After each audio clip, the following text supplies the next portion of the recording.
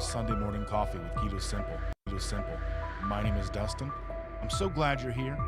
This stream will be starting soon, so grab your coffee, get comfortable, and settle in. We're building a strong and supportive community, so say hello in the chat, ask questions, and feel free to use super chats if there's anything that you want to see highlighted. Thank you for being here and being a part of this journey. Let's keep it positive and respectful as we connect and grow together. I can't wait to get started.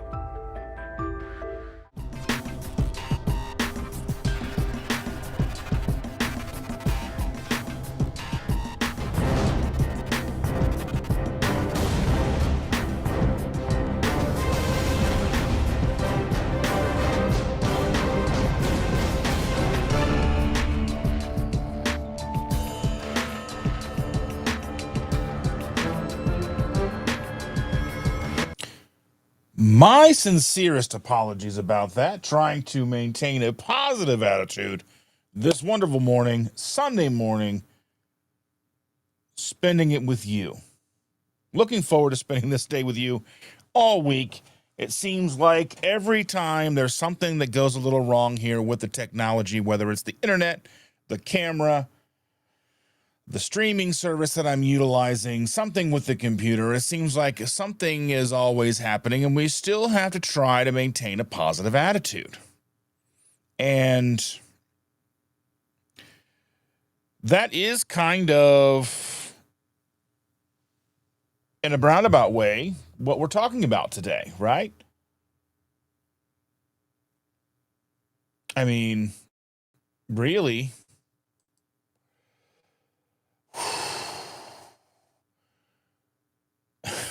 I mean, some of the things that have been truly bothering me, like, like life shifts, I mean, the things that are coming very rapid for us in this house is, the last couple of months, we've had huge shifts with our boys moving back in, our daughter, her daughter, her fiance moving back in, them bringing 2 dogs, 3 cats, and the fact that our new granddaughter is swiftly coming soon. I mean, we're going to be there relatively soon, right? Towards the middle of December, we're going to have a new granddaughter, and everything's going to shift once again. So, I mean, every day we have challenges, whether it's technological challenges, whether it's family challenges, living challenges, whether it's food, environmental challenges, things that are in the house now. Like, I can't go downstairs anymore without there being something that is trying to get me off track. And as of late, it's been rather successful. Full transparency, I have not been as steadfast as I have been the last 9 years. And that's what I wanted to talk about today. The fact that Chandra and I, when we started doing keto in 2016, completely cleaned the entire house out of anything and everything that would stand in our way of success. Much to the chagrin of our children. The 2 boys that remained in our home were keto by proxy. And again, we've talked about this. That didn't mean that when they went out with their friends or when they went out with their dad or whatever the case may be, they were able to make the decisions to eat what they wanted. But as long as they were at home, they ate what we cooked, they ate what we provided, they ate what we had in the house. Now, we did provide them certain things. I would still buy, microwave popcorn, and they had carrots. And I know that even the idea that carrots now seems silly, that we were weird about carrots in 2016, but we were new to this, and we were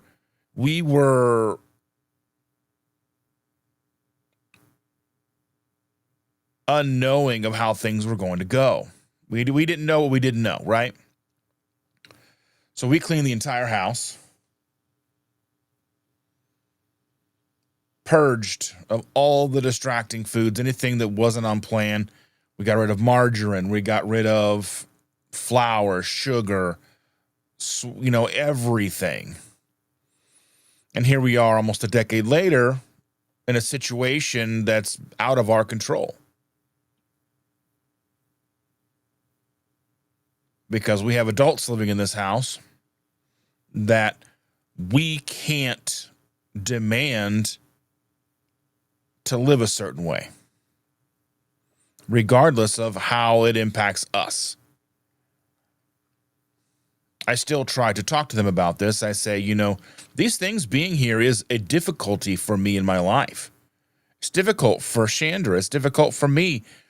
Like if Chandra comes home from a long day at work and the kids have made a big batch of macaroni and cheese, do you think that she's not going to want to have a big bowl of macaroni and cheese because she's just had a very difficult day at work?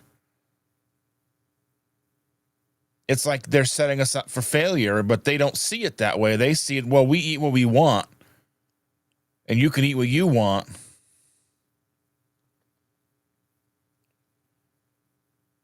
But it's just another challenge. It's another challenge the day-to-day that we face here on this planet as humans. Does it call for more discipline? How can you truly be successful? It calls, it's going to take, you, the community, us and our discipline, us and trying to be more steadfast in our resolve. But how does that work?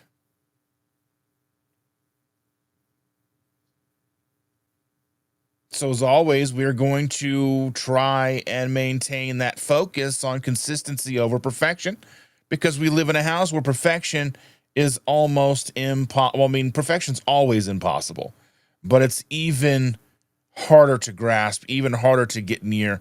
It's even harder to be even consistent at this point for us, and leaning into what we've built, not letting the environment dictate our outcomes, utilizing what we've learned in this lifestyle. It's still something that we wrestle and battle with. And again, full transparency, I know that maybe some of you struggle with the same circumstances. Not all. But understanding that new people coming to this community probably suffer with these same circumstances. There's almost always one person in the home, one person in the environment that is trying to better themselves, and a spouse is not on board. They don't have their children on board. They don't have roommates on board. They don't have whomever they share a space with on board. How do we move forward? How do we focus, and how can we be successful in maintaining a semblance of consistency when it feels like the deck is stacked against us? How do we do that? It's easy to say that we will just put our foot down and we're not going to allow our kids to do whatever, but they're adults.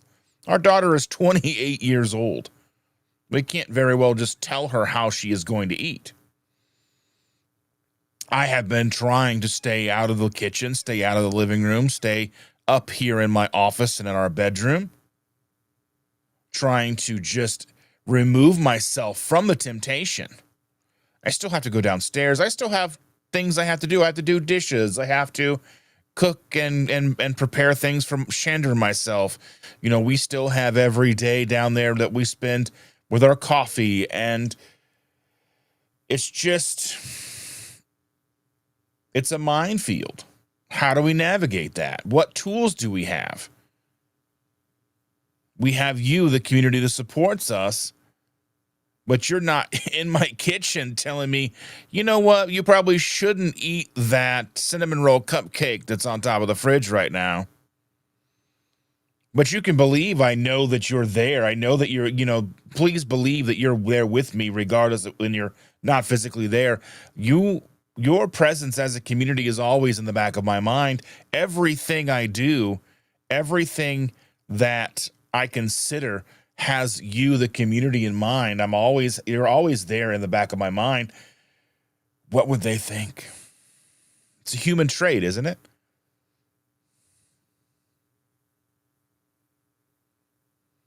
Because if we've learned anything over the last decade, is it takes time to understand yourself. And I have to understand myself? How do I understand myself? How do I relearn myself in the new situation? How do I take back what's being taken from me right now? How do I relearn myself? How do I set myself up for success in a growing system that seems to be designed to undermine me? And that makes it sound so much more nefarious than it truly is. Because the kids aren't doing what they're doing out of malice. They're not evil villains trying to rob us of our progress. They're just living their life. It just happens to not align with what we're trying to do. How do we navigate that in our lives? How do we navigate people in our lives who live a certain lifestyle that is almost, as I said, seems designed to undermine the progress that we've made over the last 10 years? Because not just with the food, there's stress, there's added stress, there's added just compounding issues that seem to keep arising, and we're still, and we're here trying to deal with those. How do we regroup, rethink, and begin to move forward again and be successful?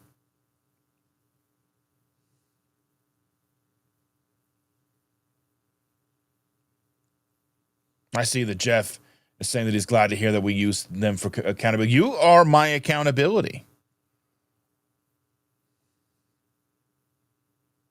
That's what this channel, part of the channel here is accountability. A big part of this channel is accountability. A part of this channel is a beacon to hopefully be out there to find people who need help.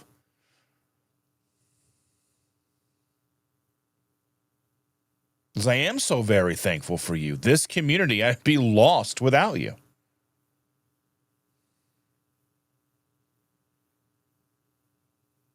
But it feels like I'm adrift.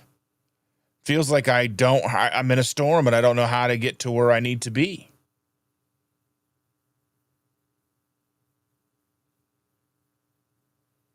And it's frustrating to me because I had it all figured out. In my mind, I had my consistency. I know what I need to do. I still know what I need to do. But when I go downstairs to make myself something to eat and I open the freezer to pull out my hamburger patties, crack some eggs, make some bacon, throw some hot dogs in the air fryer, but there's all kinds of things that were never there before to distract me. How do I overcome that? I have to relearn how to overcome. And here we are. I don't know how much time has elapsed, and I haven't even had any coffee yet because I was very late in getting the stream started. We're almost 15 minutes into this, and it's after 8 o'clock, which means, I am struggling here, and I need to have some coffee. So let's take a minute. I'm going to say hello to all of you who are here in the roundabout way that I can. Enjoy this coffee and just let you know that I appreciate you for being here. Without you, I wouldn't even be as successful as I am right now.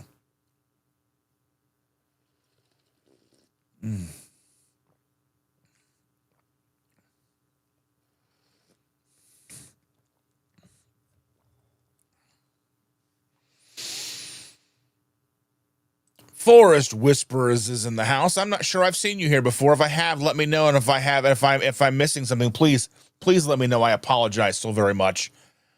And I want to say thank you to Evelyn. Evelyn is one of those people that's been in my life for the last couple of years, and we've quickly become very close.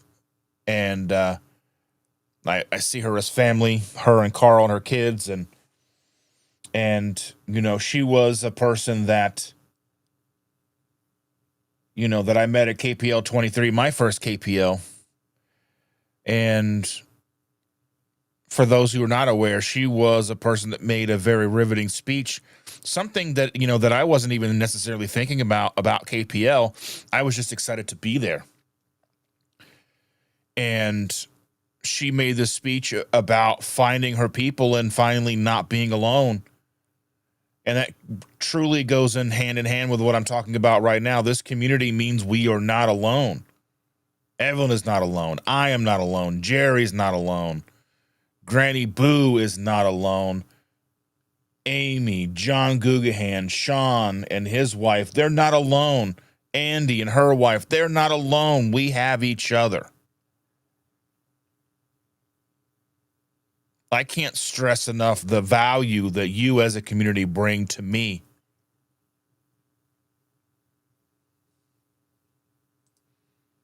Jerry's here again, as I said. Good morning, sun. Gonna happen. A fresh dusting of snow outside. What? No way. I'm not ready for that yet. I'm sure it's coming for us all. I don't even know what the weather's like out here right now. I've been focused on trying to get everything together. It is 36 degrees here in central Indiana. So it's ripe. I can hear the wind blowing, the leaves are moving. I'm sure it's going to be craptastic this weekend. I mean, it is Sunday, but I'm not ready for snow yet. And again, thank you, Granny Boo, for being here. Rick is in the house. Good morning, my friend Rick. Rick.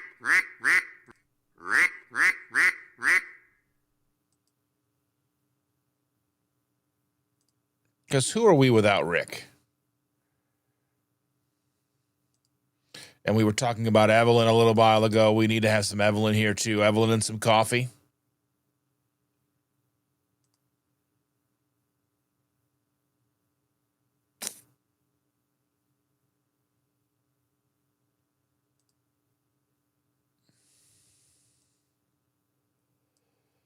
Oh, you, my morning regulars. I appreciate all of you for being here, all my morning regulars. Those who are here, those who were members of that tier, I appreciate you so very much.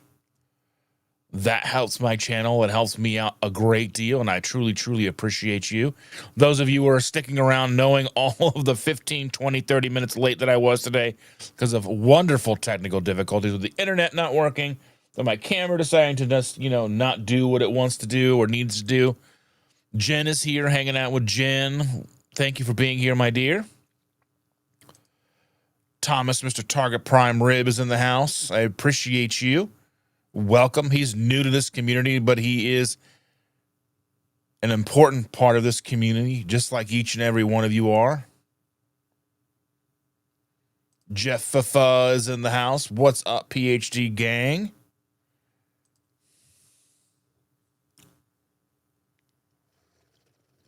And Sean. Welcome, Sean. Hope you and Michelle are having a wonderful weekend.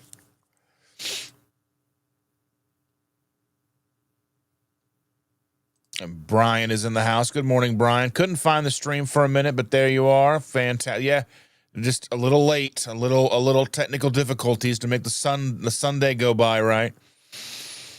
Rick or John Gugahan thought he was going to be late, but I am glad you are here, my friend. Oh.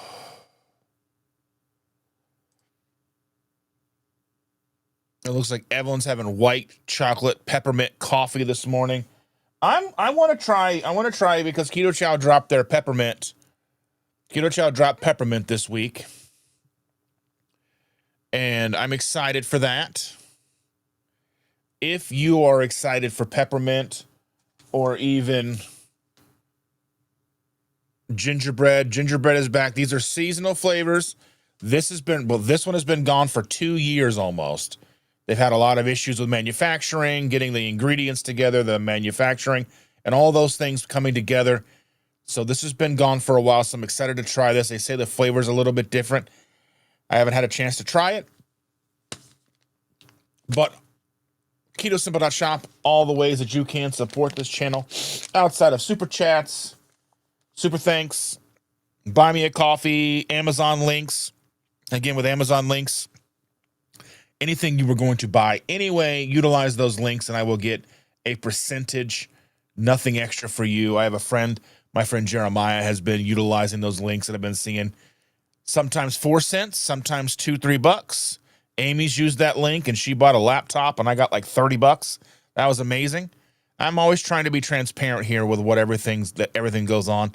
I'm not going to get rich off of you guys shopping Amazon, but every little bit sure does help, and I appreciate each and every one of you.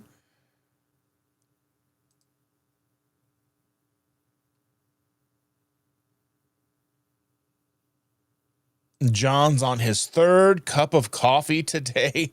I'm probably going to need a 2nd cup today as well. Jeff says it's 72 degrees in Keystone Heights. He's in Florida. I think that's Florida. I think we talked about this last week or sometime. It's 36 degrees here in central Indiana. I am not upset about it necessarily, but you know.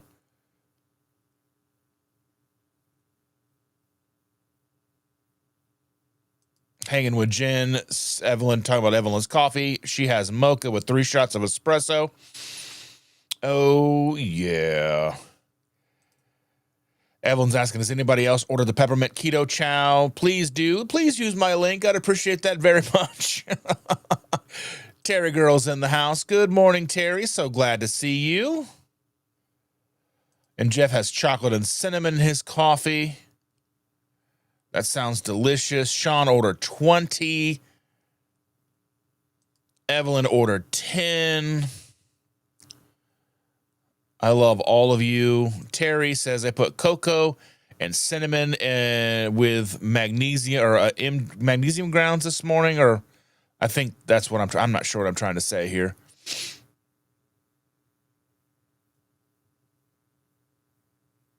Andy is in the house. Love you, Andy, you and Susan.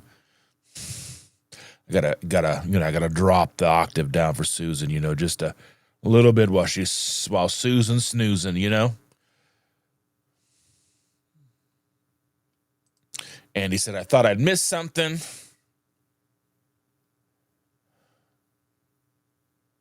Stacy, good morning to all of our lovely friends. Brr, my coffee and Coco Loco salty collagen, heavy whipping cream tastes so good.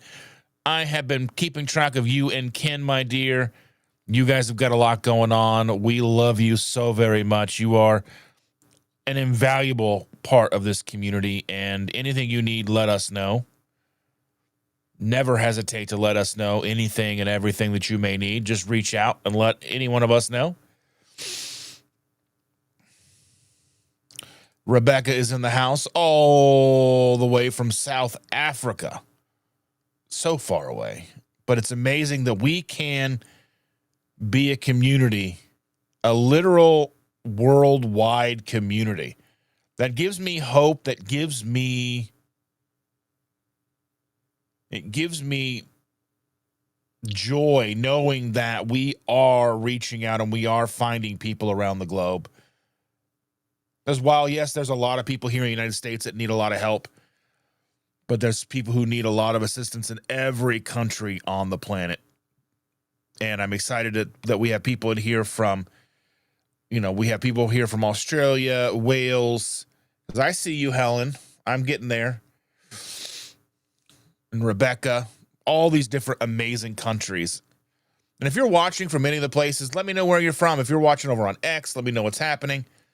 Let me know what's going on, where you're from, what brought you to my channel,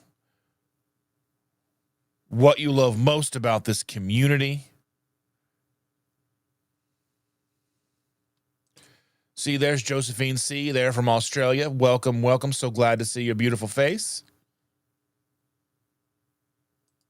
And Jerry says that her coffee includes 1 scoop of the following: beef gelatin protein, perfect keto, collagen, cinnamon toast, and Paleo Valley protein powder with 18 ounces of coffee and 1 ounce butter, 60-gram protein. Oh my goodness, that's a power-packed coffee order right there.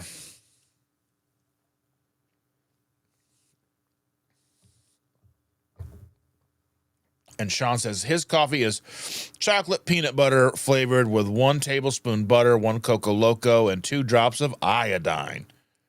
Partridge in a pear tree. And Jerry's going to be full until church. And Stacy's asking Andy how her arm is. And Jeff says patience is a virtue until the situation gets ridiculous.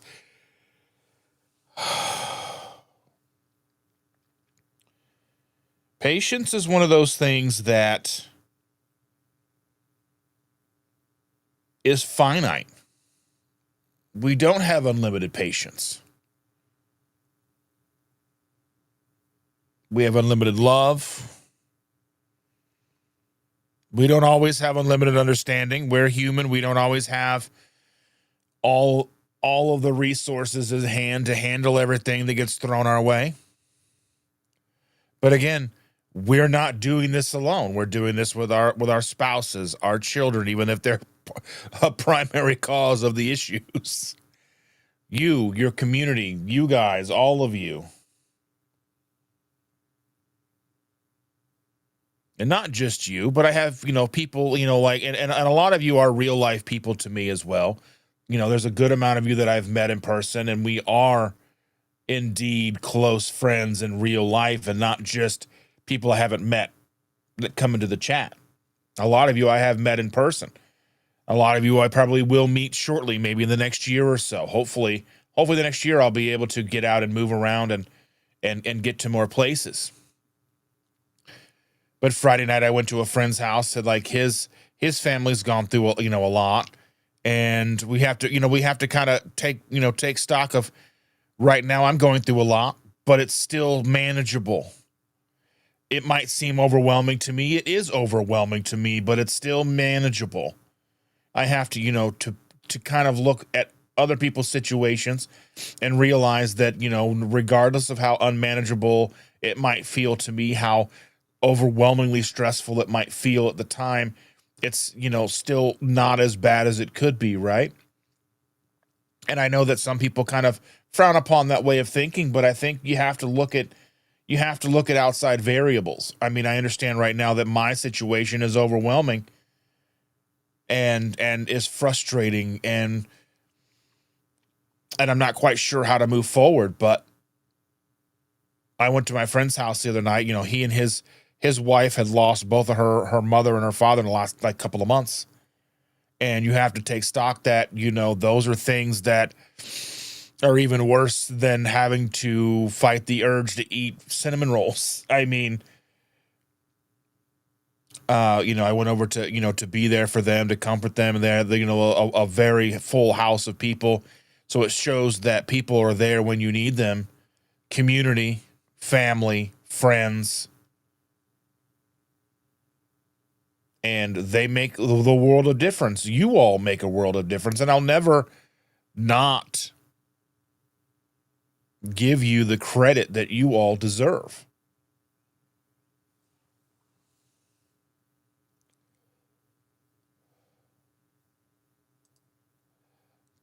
Thomas said, love to collect eggs. Just one again. Well, one egg is better than no eggs, right? And Stacy said, oh, I forgot. I also added 4 drops of iodine too. Probably some cat hair. Cat hair. Oh, my goodness. Amy, ugh, I cannot talk today. My mind is going a million miles. Andy says, my arm still hurts, but fever broke after midnight, and I feel okay this morning. Well, sending love and hugs to you, my dear. I hope that you are getting all the rest that you need, and I know you have someone there taking care of you. Susan, if not taking care of you, she'll whoop you into shape. She'll get you right as rain.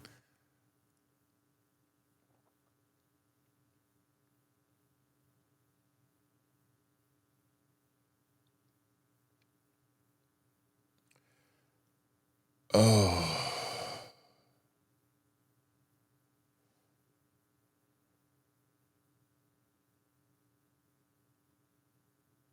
Helen is in the house. Good morning, Helen. Welcome, welcome. I'm just kind of getting to where the stream started. So we're about 30 minutes into the stream, and I'm about 30 minutes behind in these comments.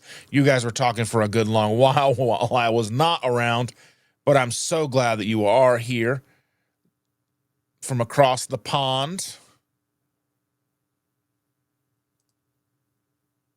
And Helen says, hello, everyone. I've decided to do an animal-based lifestyle.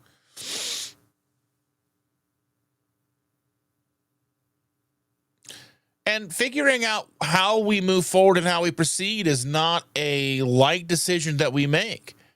And it's not one that you can decide and just lock yourself in and you have to maintain that. I think it can almost shift day to day, week to week, month to month, year to year. I think it almost needs to shift in some. I think that chances are we are not going to be in 10 years what we are today. So we look at Helen, and she's kind of going through a transitional period now where she's, she was doing carnivore and then kind of shifting out of carnivore, kind of moving back into animal-based. It's okay. We're not locked in. You are looking and making the best decisions you can with the information you have each day. And I'm thankful that you are making those decisions.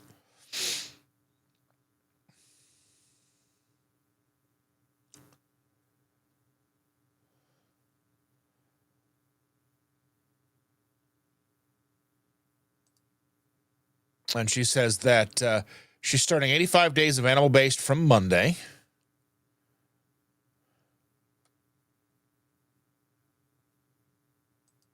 She says, I can't do just meat again, but I want to mainly eat meat, but root veg, so we'll be animal-based. Yeah, and I mean, realistically, you get to decide what your lifestyle encompasses, what works best for you. We're here to support you. We've got the pom-poms. We're here to be your cheerleaders. I might wear a skirt. I don't know. You may not like it. But I don't know, make you run for the hills. But hey, we're here. We're here to celebrate you. We're here to celebrate each and every one of you. And how you feel today and how you feel tomorrow may be different, and that's okay. Brian Dish is here. Good morning. So glad to see you. So she's back to her original username. And that's okay.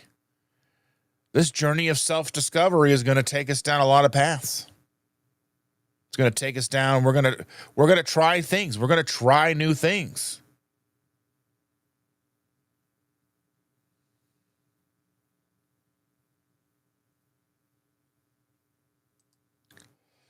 Stacy's got chickens and quails. The chickens stay in the coop, but because they live in the city, but the quails live in their garage.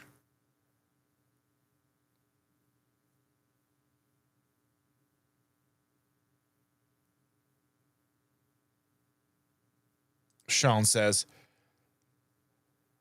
we met with my good friend from the Navy last night. Before the comedy show, he started keto 5 months ago and lost 30 pounds. He just got off keto a few weeks ago because the noise triggers him to eat. So is he going to go back to keto? And what comedy show? Who did you guys go see?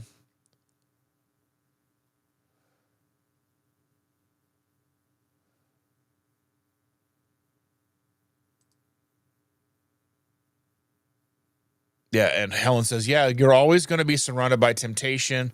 They're living in our house. And Jerry, I mean, family's a hard thing, but family is important. Family is number one.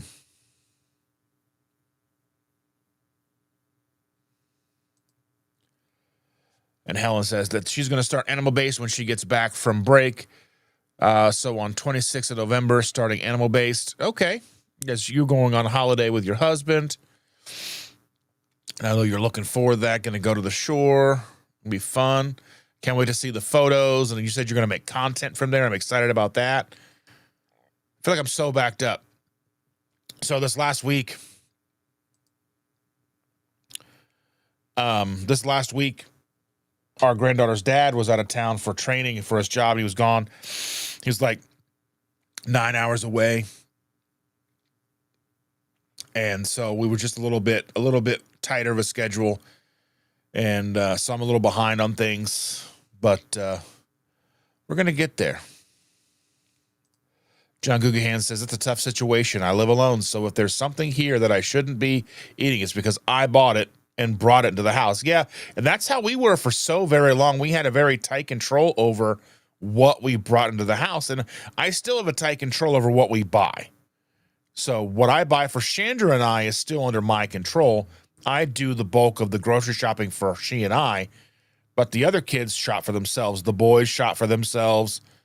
And I've said it before, they're like 10-year-olds who won the lottery. And they're always eating fast food and whatnot.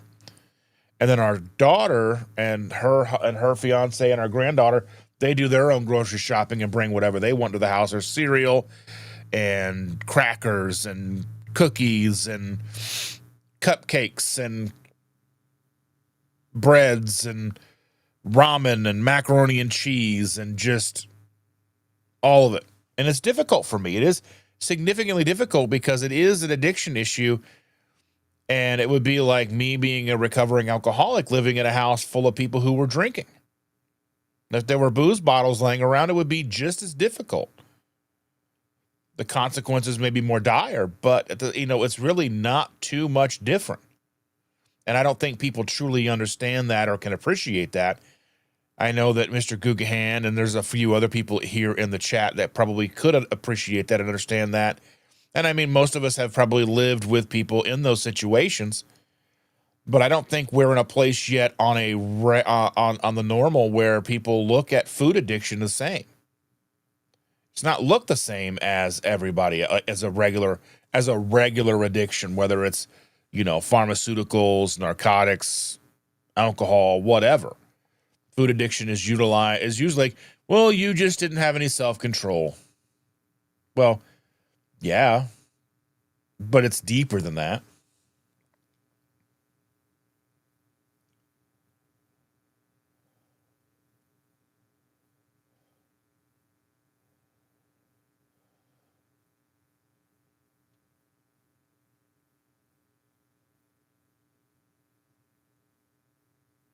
And here's where Jeff was saying it was good to hear that you guys are accountability for me. There's not a lot I do in this world where I'm not thinking about you, the community, because regardless if it's accountability, it's how do I live my life and talk to you week in and week out where I'm not thinking about all the things that happen with me.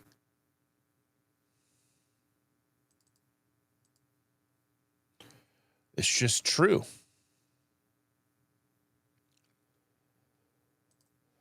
And Sean here is basically parroting what I just said a little bit before. He said it before I did, but I didn't see it. He says, I think it's a lot like being an alcoholic. I don't want beer, wine, or liquor in your house. It triggers you. The best thing for them is to have a dedicated area for their stuff away from you. I mean, really, we don't use the pantry, but the pantry, it's a walk-in pantry. But the fridge, they've got to use the fridge. They've got to use the freezers. They have to utilize the same stuff that we do. Because, right now, like, what else are they going to do? They have a bedroom. In their bedroom there, when they go to bed, there's 2 dogs in there with them, 3 cats in there with them. They don't have room or a place to put food. They have to utilize the space that we have allocated. So, is it ideal? No. But again, it's one of those things. We are fortunate to have the space for them. And hopefully we will get it locked in to where they can hopefully better understand how this truly impacts me. Holly Springer's in the house. Good morning, Holly. So very glad to see you. John's in the house. Good morning, John. Thank you for being here.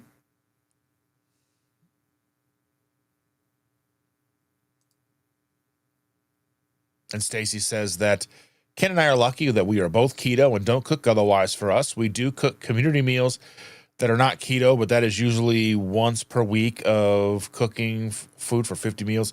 Yeah, you guys are doing amazing things for people. And I mean, and that's like you're cooking to, to do a service for others. So it's easy to maintain or get away from that.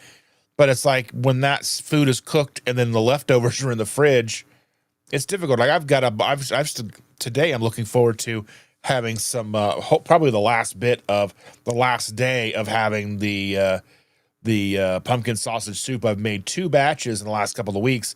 I'm kind of coming down to the end of the second batch and kind of burnt myself out a little bit, but it's so delicious. And since, yesterday would have been the meetup here in Indy, and so I would have had some yesterday. But yeah, I'm sad to think that you guys, some of you would have been here, in person, hugs and all those fun things. But May will be here hopefully sooner than we think, because time seems to do nothing but speed up. Shelly King, my dear, is in the house. Good morning, Shelly. So very glad to see you. How are you? Jerry says, my hubby says my food sucks now. Oh, well, should I become fatter and regain the 163 pounds back for a third time? No. No way. No way. No way.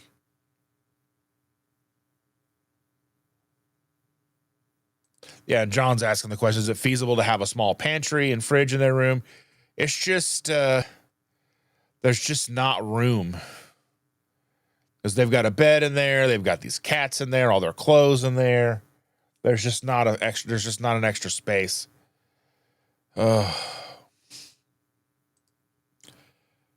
Amy says, good morning, all. Can I get out of bed this morning? No, go back to bed. Just relax. Relax. And Sean says, KPL 23 rocks. That's right.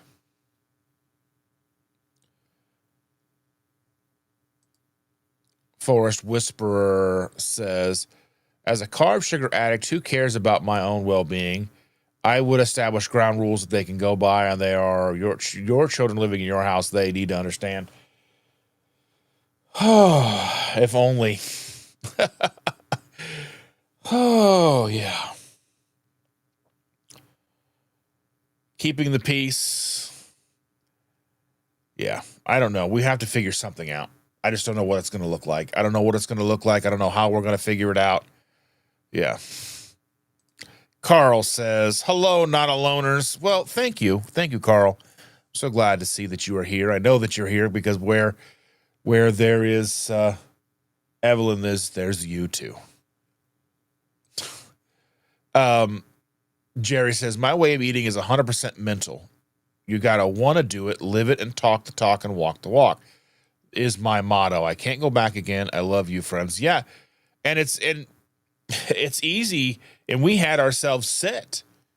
We were basically on autopilot for like a long time. And now that's being stressed and tested on a daily basis, unfortunately.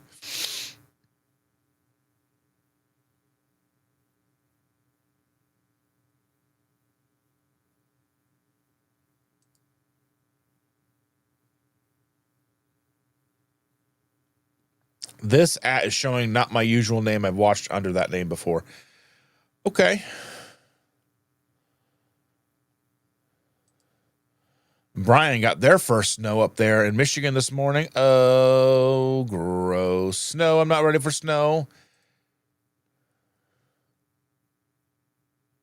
Jesse's Adventures is in the house. Good morning and welcome, welcome, welcome.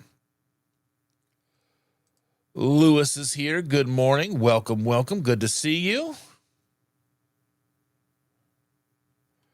Thomas has said the dog looked up when they made the Rick noises.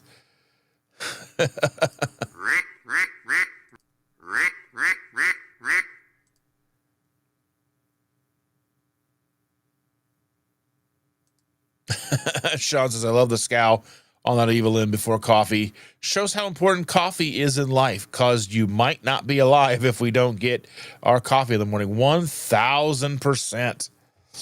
Coffee is just, it's one of those things that we still can indulge in this lifestyle.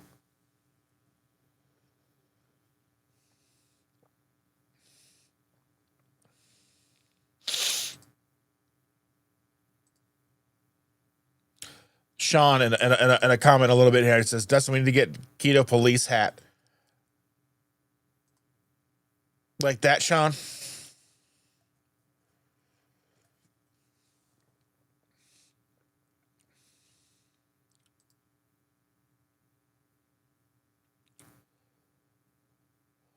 People are saying hello to each other.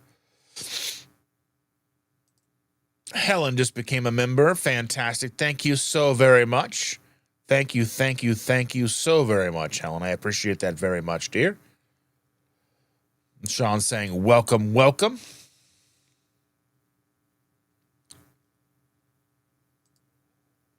And Carl's asking if I have the morning regulars t-shirts available yet. I don't think I do, but I will make a shirt for that. And I'll get that up and I will let you guys know. I'll post about it in the morning regulars thing. Cave Woman Eats for $1.99 sterling. Thank you so much. The support helps me too. It's not easy. Yeah, you have a similar situation with you have kids living in your house and they eat what they want. You got a son eating pizza all the time, and yeah, I get. I mean, it's just there's times where it's easier, and but it's easy when times are going well, but then there's the times where the stress hits, and like my brother wasn't feeling good Friday, and we were talking, and my brother has issues with blood clots in his lungs and his legs and all these things, and so when he's not feeling well, I worry about him, but he's also not a person who contacts me on a regular basis. He doesn't necessarily call me every day, where he probably should. But, he didn't call me. He didn't call me yesterday, but his friend called me in the evening and said, have you heard from your brother? And I'm like, no, he doesn't normally call me every day. He usually calls me at least once a day, and I haven't heard from him. So then I start to kind of panic because I call him, he doesn't answer, and then he calls him as an answer. He goes over to his house. He doesn't answer, but his car's not there. And I guess we're like, well, where could he be? We're trying to problem solve this issue. And it was along the lines of, it was my sister's birthday, and he was over at her house celebrating with her. So yeah, there was a stressful piece of, 10, 20 minutes there for me. And just that kind of stress, that worrisome stress just really digs into you. Carnivore Jerry for $3. Thumbs up, hand gesture with the words top. Okay. Yes. Thank you, Jerry. You are something else. Thank you so much, dear. And then Thomas is still refraining from coffee for 4 days now. Any particular reason? Are you trying to find something? Are you trying to see how you feel without it? Are you trying to just love life less? What's happening here, bud? 99-cent emoji was poop. Bride's Biscuits in the house. Good morning, Bride's Biscuits. So glad to see you. She says, supper. They say, supper. Yes. Sandy, big hug, Dustin. Well, thank you, Sandy. I appreciate you so very much and welcome. So glad to see you as well. Thomas had 2 thick-cut pork chops for my first meal at 5:30 this morning. That's just too early for me to eat. I would like to get my coffee out of the way and then eat and then not have to worry about food for the rest of the day, to be totally honest with you guys. But when I have my coffee, I have my coffee 9 in the morning most days. When today it's earlier because I'm having it with you guys. But during the week, Monday through Friday, I don't have my coffee till after 9 a.m. because we drop the girl off at school. And then by the time we get home, it's after 9. Then we put the coffee together, boil the water, all that, all that stuff, right? So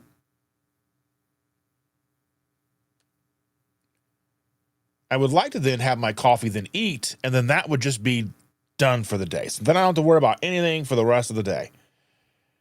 But I'm just not hungry then. I'm not ready to eat. I'm ready for coffee, but I'm not ready for food yet.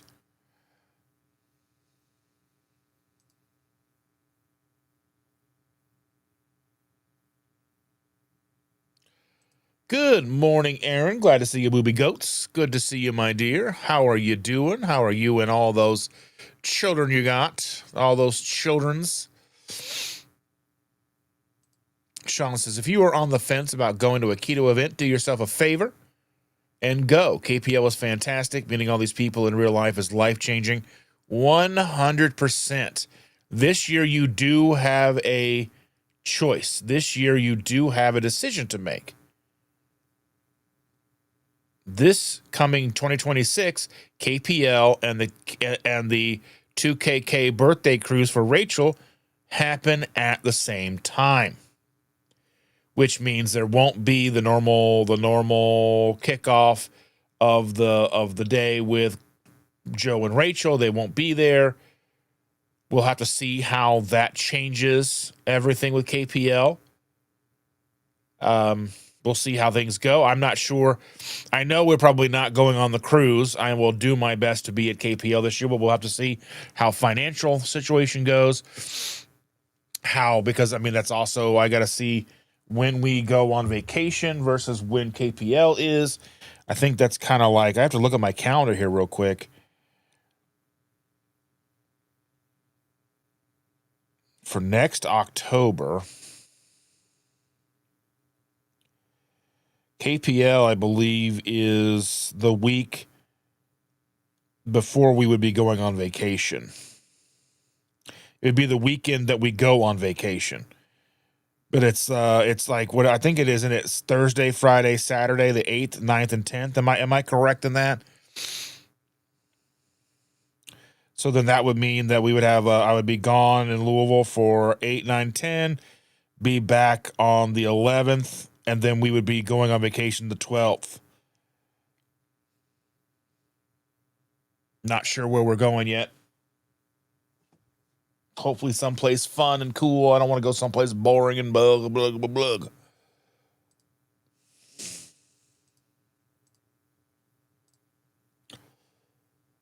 Bry's Biscuits watching at 2x speed. I'll catch up, Dustin, when there's no longer a chipmunk. That's right.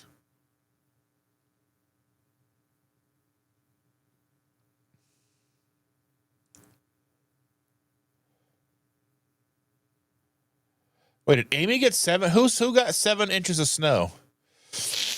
Did Amy? You didn't get 7 inches of snow, did you, Amy?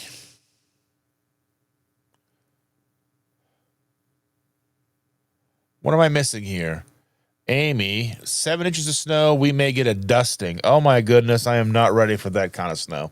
Not ready for that at all. Brian Dish says possible 4 inches here. The white stuff. No, no. What Aaron's talking about, thinking about going back to the lion diet, but with coffee. I'll call it hyper carnivore. Oh my goodness. The next big craze. Aaron said, I used to have garage chickens. It was fun until we ran out of room. Gross. Gross. Carl says, just got back from a dog training conference. I'm glad to be back as the conference food options were nothing but sugar, bread, and sugary bread. Ugh, I am so sorry. And Sean said, we went to see Henry Cho. He was absolutely hilarious. I don't know if I'm not sure if I'm familiar with him. I was just watching before today, this morning before everything, I was watching the opening monologue of SNL from last night with Nikki Glazier. I'm not quite sure if I thought that she did a great job or not. But it's kind of set you up to fail. Network TV, comedy, they just don't necessarily go hand in hand.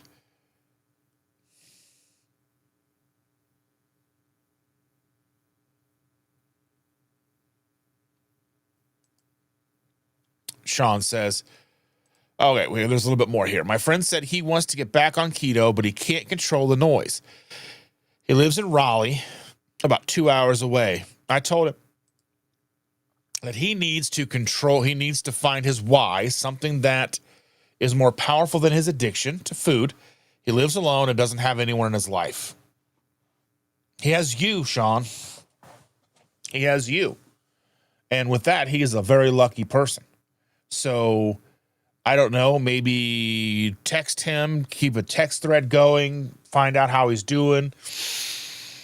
talk about shopping. I don't know who does the shopping, you or Michelle, but just encouragement, daily things, just be encouraging. Maybe send in pictures of what you're eating each day. See how that works. And Helen says, yeah, food is a drug to certain people like us, and it's extremely hard. I always still had cravings, even on carnivore for cakes. I don't think that those things truly go away. I mean, it takes time. It took months and months and months on keto for me not to, every time I passed the aisle with the Oreos, to not get that longing. I mean, a serious just longing in the pit of my stomach. Like, why can't I have those? And, how many times did I look at the package of those and go, well, the serving size is 2. I could probably fit that in. But then the realistic idea, or the reality is what I'm trying to say. The reality of the situation is that I'm never going to eat just 2. I'm probably going to eat a whole row, maybe 2 rows, have a giant glass of milk, and then feel like crap. Because if I give in to just 2, the only way I'm ever going to eat just 2 is if there are only just 2. But yeah. And Bride's Biscuit says that my coffee is a splash of cream and a teaspoon of allulose. Need to go clean coffee, then decaf, then quit sometime in 2026. I don't understand people's desire to quit coffee. Unless you're having adrenal issues or something. It's just one of those things, like, oh my goodness, like I have to have coffee. Is just without coffee, I feel like what's left. I'm as a food addict, like I've given up so much. I've given up so much that, like, well, what's left? What's left for me if without coffee? Coffee is one of the things that I still look forward to in the morning. I look forward to hamburger patties and eggs, but I longingly wait for coffee. Like, I think about coffee on a regular basis. And Helen said, sugar is like a drug. It's so addictive. I'm not going to say those words. I'm not trying to get demonetized or have my stream shut off. I mean, I don't know if they'll do that or whatever, but you know how they are. But you understand what I'm trying to say here. Like, sugar is addictive. And I think it is so for a reason. Sugar is addictive because it was a way for us to survive. You would, if you came across a couple of raspberries or blueberries or apples in the fall, and you were okay with just like 2 or 3, but then you didn't gain any extra weight because of it, and then winter hit and you didn't have any meat to survive on, and you didn't have enough body fat to survive on, well, then you were cooked. You were cooked, fam. So I think these things were designed by nature to be, I guess, addictive. You would eat as many as you could eat until they were gone, and then you moved on.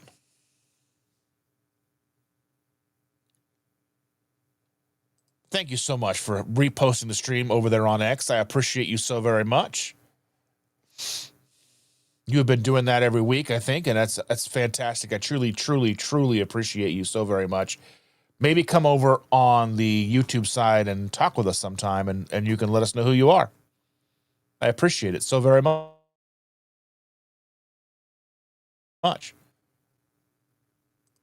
Jerry says, speaking of Joe, sadly, I just gave away my last pair of Jimmy Choo shoes. Them days are Jimmy, like high heels. You're going out shoes. Karen Harrington is in the house. Good morning, Karen. So very glad to see you. And Jerry says, last night's inflammation was the last straw of reality. Boobies out of here. Got to find some deals. Bride's Biscuit says, I did a deep dive yesterday in AI and was able to pull out 2 studies from PubMed that detail addiction behavior with carb consumption, and they list high GMI foods as well, not just processed sugar. Yeah. And I think that, I mean, there's a biological component to that. I think there's a reason why. And I think why drugs work the way they do for us is I think drugs probably should be the other way around. Drugs are like food instead of food being like a drug. I think food was that way and it was intentional by nature. Because when we found things that we like to eat that would help us gain body fat, because, I imagine there was, for a millennia, there probably was maybe, how many fat people were there in a millennia? Like who was the first, like maybe someone who got sick and was immobile or whatever and got fat, maybe. Who knows? I don't know. But, the mechanism, I'm sure there's probably, genetic issues along the way as well. But just the idea that the addictive nature, the addictive quality of some of the foods that we eat, I think is nature's way of ensuring that we survive. Nature has a way. And I think we look at things backwards sometimes. And I know that it probably comes because of the way that our society is set up now. We have a society that isn't based on scarcity. We have a society currently based on overconsumption, where I think in nature, the drive for overconsumption was to counteract the fact that most of the time there was scarcity. And now we live in a world where scarcity is the exception and not the rule. So I think we as humans evolved from situations where scarcity was the rule, abundance was the exception. So when we did come across the abundance, we just went ham and ate and ate and ate. And if satiety signaling got in the way with some of those foods, we wouldn't have survived. Now, I'm not anybody important. I'm not a smart person. I'm not a college educated person. I don't have any doctorates. I don't have any degrees. I don't have anything like that. I'm just a bearded guy on the internet. And I imagine that these foods impacted our pleasure centers to ensure that we would eat enough to ensure our survival, because there weren't textbooks on how to survive. We had to figure it out. How do you figure it out? Signaling. That's like, how do dogs know how to lift their leg to pee? How do dogs know how to look for food? I mean, they're not really being taught. They don't go to dog college. They don't go to dog elementary school. They just figure it out, and they just are their thing. So, yeah.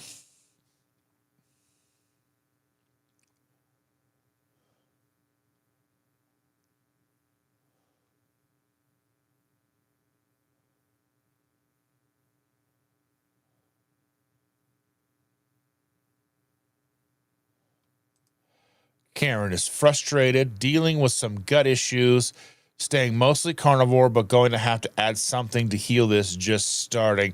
Are you looking at like fermented foods? Are you looking at like sauerkraut? Are you looking at things like that?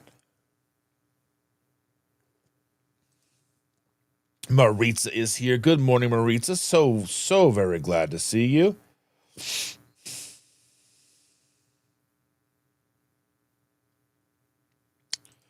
Bride's Biscuit says they talk about glycemic index, glycemic load, which can happen with GIs under 70. Yeah, gastrointestinal.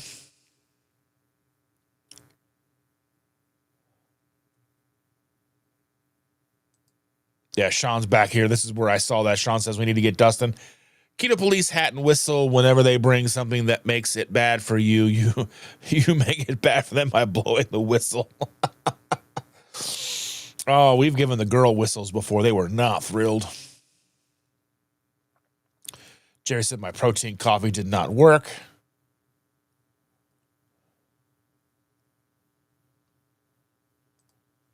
Holly Springer says, sorry, Dustin, that you're having a rough time right now. I have faith that you will figure it out and it will make you a better health coach. I'm hoping so. I know that I'm not alone in these things, and I know that there's a lot of people out there with bigger struggles, but just trying to navigate them again after so long is the difficult. And I know that we'll figure this out and we'll hopefully get back on track, because I was on track for so long I didn't care.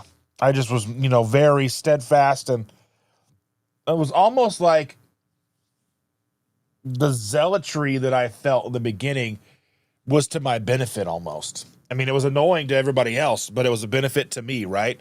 Because when you have that new diet smell, and you're like, okay, this is really working, and the pounds are starting to drop off, and you're starting to feel better, and like the food noise goes away and the brain fog drops off, and then you start wanting to scream from the rooftops, the mountaintops, everybody needs to go keto. Everybody should be keto. That was my mindset. Everybody should be keto.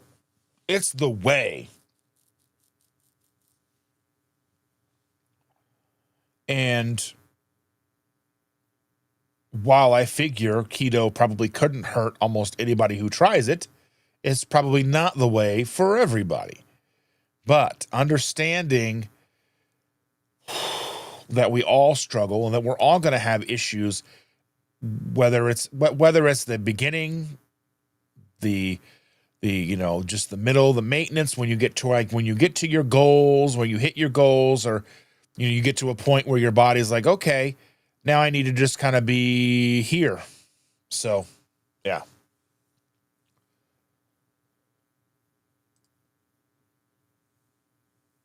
Brisbane says, watermelon or potatoes, watermelon, wheat are higher than sugar. Many other fruits have higher GI as well. That's why Saladino zips around on a surfboard all day. Yeah, but I mean, like, it's also, when you take somebody like Saladino, who is in peak physical performance, he's like peak human specimen, and he's got like washboard abs, and and he's like doing all these things, and and I think that even for someone like him, he had to figure out why he was low, why he was having a tough time with his electrolyte balance, and he found that adding the sugar helped him. Now, I'm kind of, also kind of like a thing here where I wonder, like, potatoes, watermelon, those two things are generally eaten whole. It's like you don't usually blend, you don't usually make watermelon soup, or, I mean, there is those things, but I think most people who, when they have watermelon, have a slice of watermelon, throw some salt on it or whatever, and eat it in the backyard in the summertime. It's like, is watermelon an issue most of the time? Probably not. Potatoes, you get into an issue with potatoes because you have the hyper palatability of French fries, potato chips, or even like roasted potatoes. I have a hyper palatability, at least for me, because the kids, when they first moved in, they'd made like a pork roast with onions and potato, like, the little red potatoes.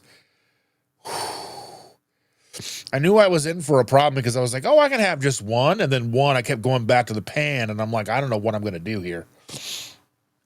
The self-control just went right out the window. And Jerry says, yellow flag on the play, flag on the groceries.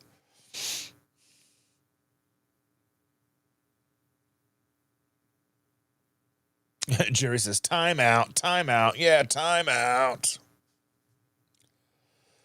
Marisa says, don't forget to like and subscribe, share, become a member, hit up KetoSimple.shop. All the fun things.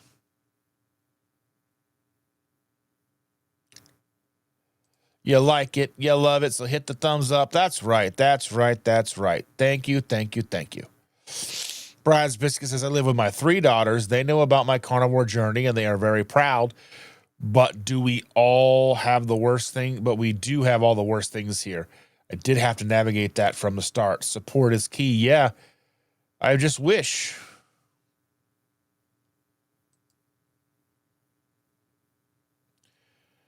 Stacy says, mental fatigue and stress are more of a bearing on my lack of weight loss. I see a mental health counselor to work on my reaction to life.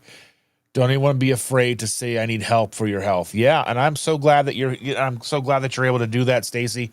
You know, and I want you to be around a long time. I want you to be in my life a long time, and I want you to be here and a part of this community, and I love it.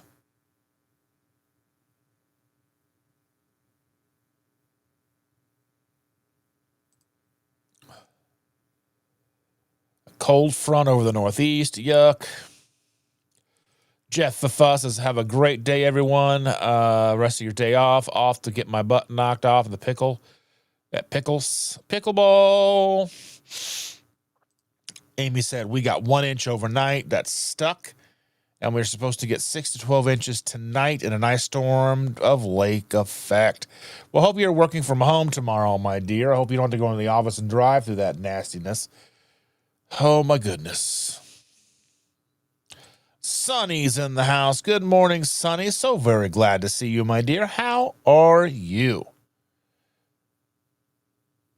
Brian says, no food noise is in the number one benefit of GLP-1. It's hard to explain until you experience it. Yeah, and I know, like,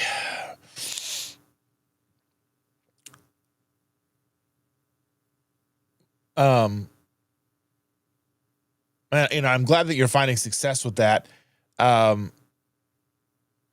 I had the no food noise for a good long time, but they're difficult to have the food noise when you're looking it right in the face. And a lot of times I'm good, but sometimes when I think it's, to me, it's the availability and then the stress on top of it. The stress and the availability is what really knocks me out.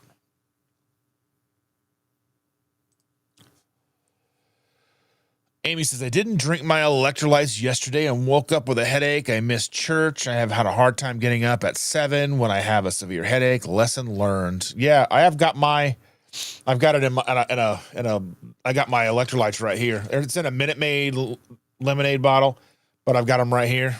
Got some grape salty right here. Shows you how good and clear they are when the bubbles go away, but that's good and clear. Delicious grape salty. Again, if you want to try some, KetoSimple.shop, get 10% off.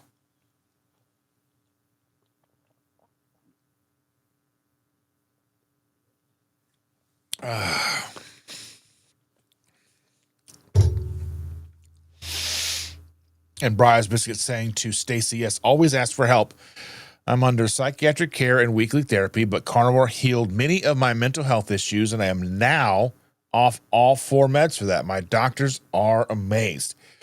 And I'm often curious about when doctors see that happen for you, do they think you're a one-off case? Do they think that others could benefit from the way that you're doing it?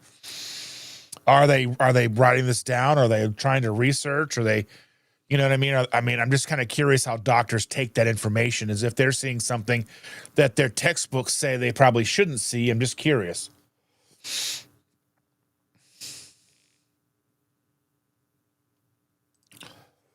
Yeah, the barometric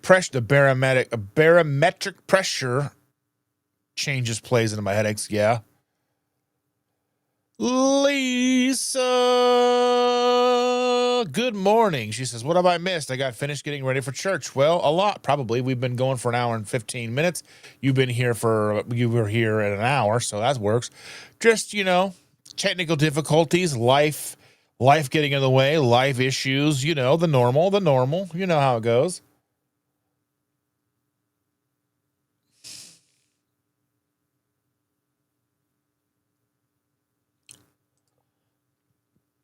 Welcome, Dustin and friends. How the heck are you? I wouldn't be able to have my morning bathroom visit without my coffee and chocolate caramel element.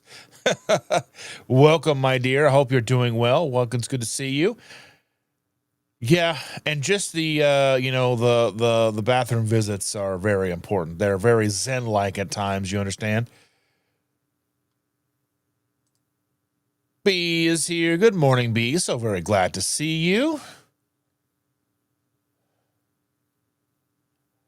And then people are saying hello. Good morning, Jackie. So I'm guessing that's B, Jackie. People are saying hello. Brian's business says, I personally feel caffeine is a mechanism that keeps me wanting sweet, allulose, and potentially trigger cravings, as well as dairy consumption contradicted for Hashimoto's. Okay. Yeah, I just always curious, like, to me, like, I don't know, like, coffee is like kind of like the last thing. I'm like, if I give that up, I'm like, what do I have?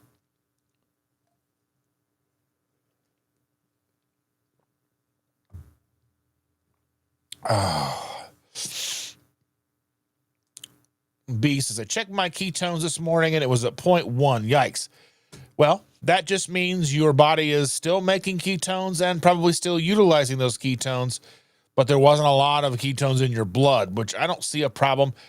My opinion, and you know, again, I am not a doctor, healthcare professional, nurse, any of those things, but I kind of feel like if you have ketones in your blood and your blood glucose is low, you are doing fine. Unless you are a person who is utilizing this way of life as for therapeutic means, like you're trying to counteract, you know, seizures or whatever, and you need to keep your ketones above 2, 3, 4 for those specific reasons. But just the average person, just having ketones in your blood, I think is fine. And it's probably, and I imagine if you checked it in 20 minutes, it'll probably be different. You don't know. Also, depending on when you check it, you could be, you know, the dawn effect, those kinds of things.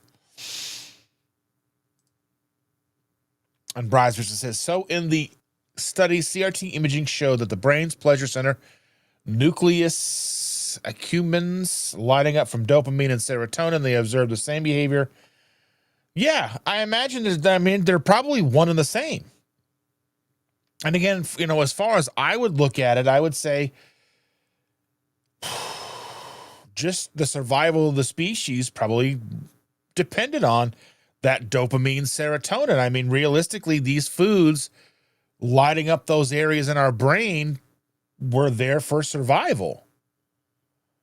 And I mean, it's kind of strange that might seem controversial to some, but like when we didn't know what we didn't know and we were just out there surviving on the, you know, with what was available, you know, we were hunting for our food. We were eating what came above, you know, just eating what you can. And if you came across blueberries and if you ate a blueberry and it didn't really do much for you, and you wouldn't eat all you would need to eat. But if you ate blueberries and that hit that serotonin, dopamine, and you got that hit and you were like, oh yeah, you're just eating them. And then you're going to be more likely to eat more than you should, or eat more than you normally would. I shouldn't say should, but eat more than you normally would.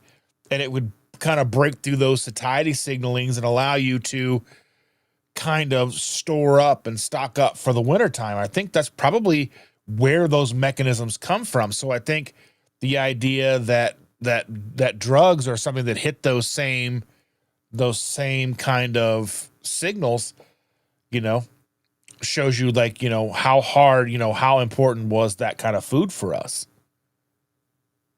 I think sometimes we look at things a little bit different. If we look at it wrong or backwards because of the fact that we are in an abundance society versus, you know, the opposite.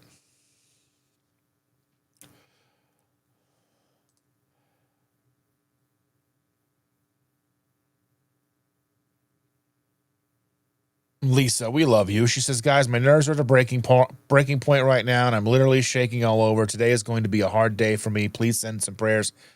We love you, and we're with you, even if we're not there in person, but we do love you. And whatever you have going on today, just know that we are with you, okay?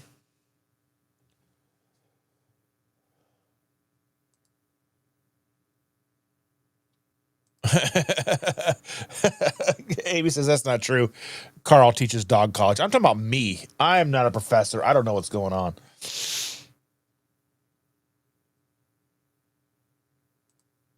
Amy says, I agree, Holly. What Dustin is dealing with right now will provide him insight to help others in similar situations. Yes, pulling from my own personal experience and seeing what you guys go through hopefully will help me be a well-rounded, effective health coach.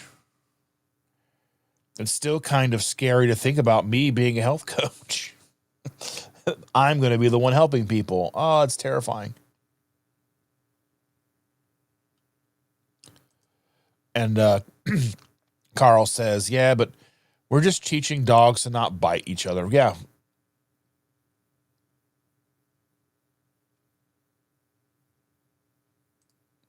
Bryce Biscuit says 2 million years ago, we came across a berry bush in the early fall. We'd crush it to help fatten for the winter. Regional, seasonal was how we did fruit until just about 150, 200 years ago. I would say,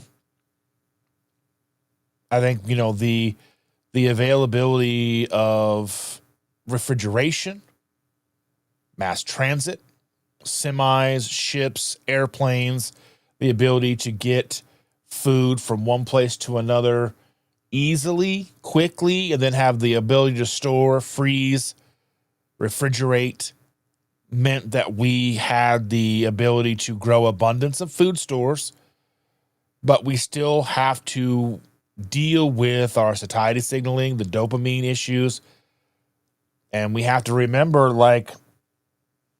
why these signalings are there. Doesn't mean that we're broken. So if you have something sweet and tasty and you want that, doesn't make you broken. Our bodies were designed to do that. How we move around that is a whole other story. And, nobody really talks about that. You don't need, you see doctors and we see, Dr. Barry and all these different people saying carbohydrates are not necessary for human survival. Well, for right now, yes, that is 100% true. I would say 99% true. There's never an absolute. Never an absolute. There's always going to be people out there who probably need something more than just meat and eggs and bacon. Maybe some, people require veggies and whatever the case is, right? It's never an absolute. But we have to stop thinking of our satiety signaling, the way that we react, our cravings to foods that we like, because those are built in. Millions of years of evolution has made those things built in, and it doesn't mean we're broken. I think we've gotten to the point now where we think we're broken because we like berries or we like cheese or we like whatever. As long as you're not mainlining Oreos and Toll House and all those things, I think we're going to be okay. I think we get so far down the rabbit hole that we compare like fruit, apples, peaches to Snicker bars. And yeah, our livers don't really know the difference between those things. But I think if you're just having some fruit here and there, it's not the issue. It's not the end of the world. If you're having a Snicker bar or two every day, then you're having that. And then you're going to wash that down with some chocolate milk, some Mountain Dew, have some cake. And then you're going to wake up the next day and you're going to have your breakfast dessert with pancakes, waffles with syrup and all these things. Yeah, I think, I think we have to look at context. We have to look at the context. We have to look at the overarching abundance of food and the way we eat. I think we have to look at, we can't look at our bodies as broken if they're behaving the way we've evolved. And we haven't changed the way we evolve in the last 200 years. But I think inadvertently, accidentally, I would be hard pressed to think that food manufacturers have looked at our past and go, you know what? Blueberries and strawberries and apples, when we come across those, we ate those like crazy. Let's make food like that and just shove it in their face and say, eat that all day. And maybe they did. Maybe it's a happy accident for the food industry. Maybe they kind of happened to cross it. I still like to think that that people are better than that, but I don't know. I don't know. B's asking, does anybody log their food? I did in the beginning to get an understanding of what I was eating, but I knew that if I were to try to continue to log my food every day, everything that I was eating, I would not succeed long term. You have to, again, this is a journey of self-discovery. This is a journey of finding out what triggers you, what you can avoid, what you need to eat, what you can have, what you shouldn't have. What does your exercise regimen look like? What does all of it look like?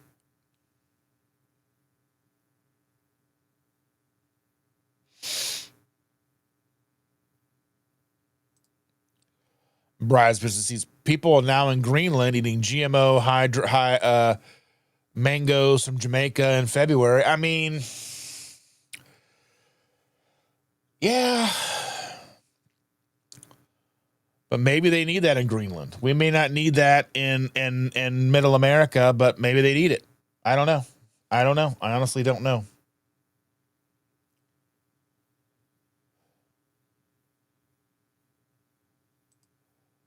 Bryce says, I had a Juice Man Jr. in the 80s. I remember watching those juicer infomercials. I remember we were talking with my daughter the other day. She's looking to get a little green clean machine for Christmas, and we were talking. I was like, I remember watching that infomercial, little green clean machine. That was like a half-hour commercial for one product, and like they would just suck you in. But wait, there's more. And then I remember because before Netflix, before the internet, before that kind of stuff, you were just watching TV and you were at the mercy of whatever the programmers put on. Even with cable, it was like you could watch. I mean, I got to where I would watch infomercials. I remember watching, there was a ladder. I remember watching a ladder infomercial, watching infomercials about these all kinds of stuff. I don't know. Yeah.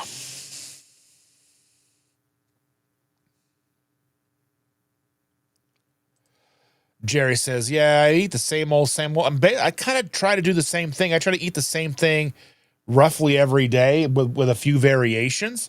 So I don't really have to worry about it. Because like I know I pick out 4 burger patties from the bag. I know that's a pound of beef, roughly a pound of beef. I know roughly how much protein's in there and roughly how much fat's in there. I mean, I don't know how much fat's being left behind in the pan or whatever, but I'm not too concerned about it. If I have a package of hot dogs, I know how many hot dogs in there, how much protein, how much fat roughly is in there, how many carbohydrates are in there. I know. And then if I have, some eggs, if I have 6 eggs, 8 eggs, 10 eggs, I have a rough idea of what that is.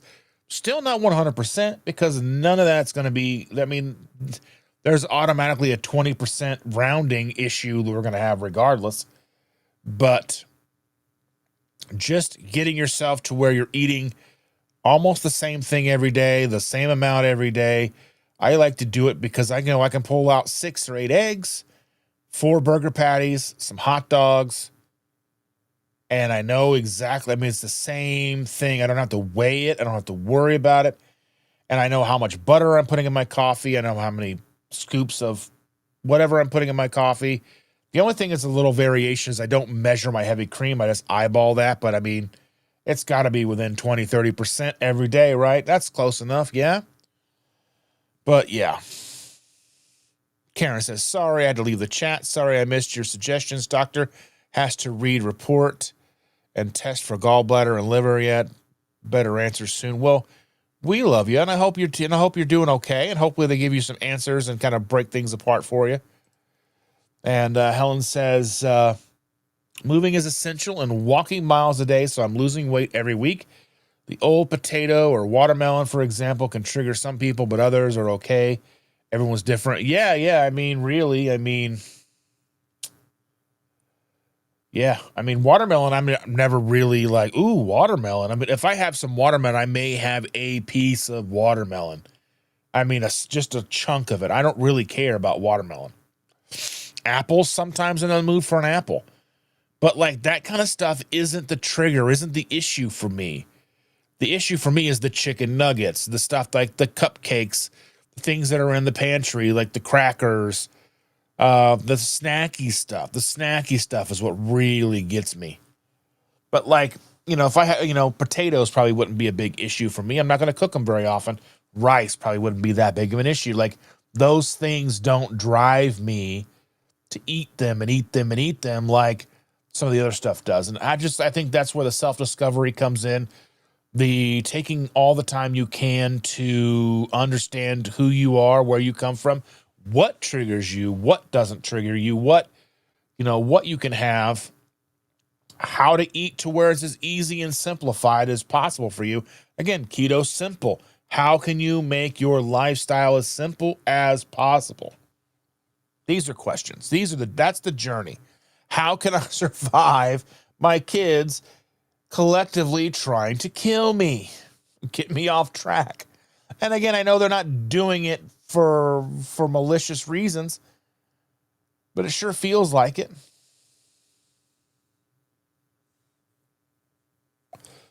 Sean says, we log our food only when we're doing triple B and E or other elimination diets. And Helen says, let's see, definitely have fish and chips next week when we go away. I will enjoy the 6 days we go away, but on the 26th when we get back, I'll be strict on animal-based. Get it.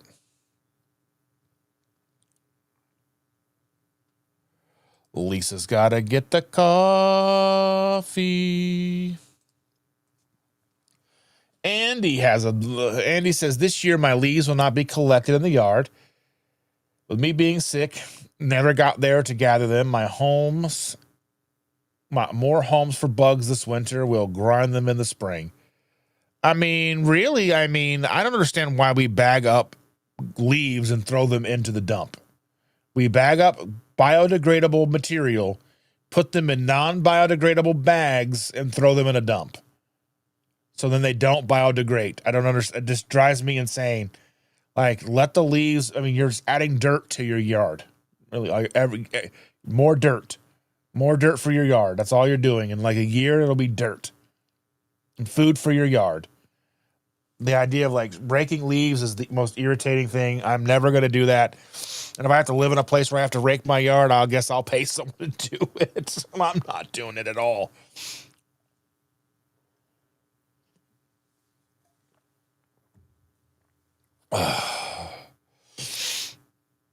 Andy says leaves fell 3 days now. They're wet and yucky. Yeah, we were talking about this on the way somewhere the other day.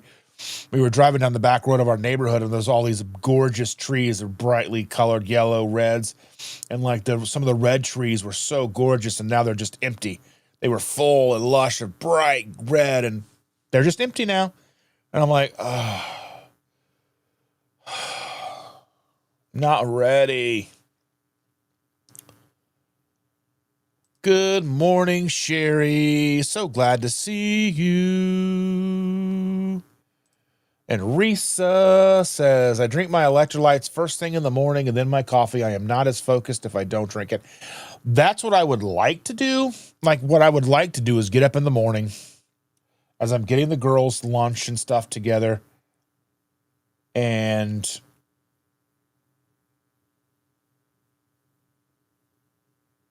then I'd like to just make my electrolytes, drink those on the way to take her to school, and then when we get back, have my coffee.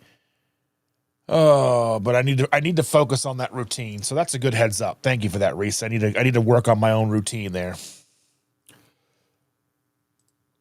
And Helen says, after doing carnivore for 85 days, I am no longer showing signs of underactive thyroid on my blood tests. That's awesome. I love that. And Amy says, I feel the same way about coffee. I've reduced my intake to 2 pots to 1 pot daily, which has helped 2 pots a little more. Yeah. Like, the thing is, if I had 2 of these every day, I'd be a basket case. But having at least one, like having some coffee every day, just makes me feel like whole and complete. I don't want to not have coffee.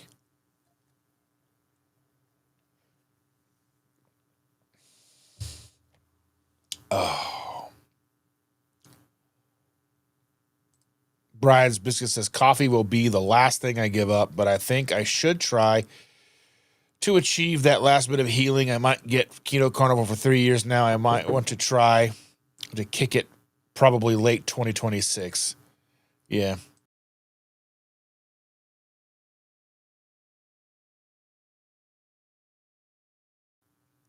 But yeah, I don't see me giving up coffee anytime soon. And B's asking, will the dawn effect affect ketone level? I mean, the dawn effect ups your glucose. It can, cause you to your glucose to go up. I mean, really, it's just the body kind of waking up and getting ready for the day, really. Your body, the systems are kicking in, getting you up and ready to get out the door, do your thing for the day. So I'd imagine that ketones would be impacted as well. I don't know if there's been any tests with that. I don't think there's been any studies looking at the dawn effect or anything like that and how that impacts ketone levels. And Risa says, I logged to keep myself honest. I have to admit, I didn't. Brian's Business says, the studies show the addiction mechanism to scientists. I feel they are hesitant to describe it in the DSM codes due to industry influences. Remember what they did during Kellogg Key's years. Yeah.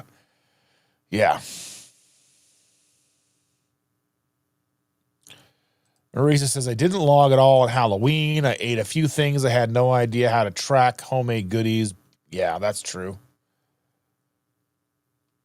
Yeah, they buried the truth, blamed fat, furthered their interest. Ansel Keys took a paycheck. I still think I think he thought he was doing the right thing. I'm pretty sure he probably assumed he was doing the right thing. Whether or not that's true, whether or not he truly felt he was doing the right thing, a lot of things these happen where they think they're doing the right things. And I'm sure there's a great deal of people who are working in the pharmaceutical industry, the medical industrial complex, who think they're doing the right thing. Chandra was telling me the other day that some of the oncologists will talk about things. They'll say, they'll be, very upbeat with a patient. They'll say, well, your cancer is, your cancer is on its, you're really doing well with your cancer. You're doing good. And they're like, and Chandra's like, yeah, but they're 90 and everything else is like their body's failing them, but their cancer is going away. Like you're giving them hope, but they're not going to get better like all the way. And because an oncologist is only looking at the cancer, or a cardiologist is only looking at the cardiovascular system or whatever, you have these specializations with the medical industry, and they're only looking at what they're looking at, but they can't see the forest for the trees. Like that oncologist can't look at a person as a human. They're just looking at him as cancer. And well, the cancer's doing exactly what we want it to do, but they're not looking at the human as a whole. We're not looking at the holistic picture. And so the cancer's doing what we want to do, but your liver's failing, your lungs are shutting down. You're not long for this world, but hey, your cancer's doing good. That's kind of how I feel with doctors and cholesterol and doctors with, we've got your sugars under control because we're pumping you full of insulin, but your cardiovascular system is deteriorating so fast because you're pumping your body full of all that insulin or whatever, all the things that, my understanding when it comes to statins. So they're looking at cholesterol and they're pumping you full of statins, and statins can impact the level of GLP-1 production you have naturally occurring in your body. And then they're going to go, we've got you on this, so let's pump you full of GLP-1s too. So then you're getting a statin that lowers your GLP-1. They're going to give you a drug that increases your GLP-1. But what if we step back and go, what can we do to mitigate all this and not have you on any medicine? It's just, and I understand that there's, a lot of fascinating things happening with GLP-1s and they're helping people.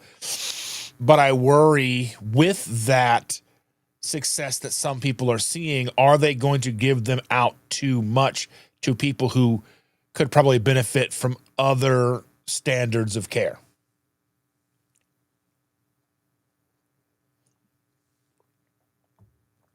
We know we have people in our community who are frustrated with the stagnation of their progress, and they are looking to go and have, medical intervention or surgical intervention. And people are like, don't do it, don't do it. And they can't see they just can't see the forest for the trees right now because they're so frustrated with their lack of progress that they're willing to do whatever they need to do to see that progress. So these are things that I worry about. And Rick says, facts where it's at.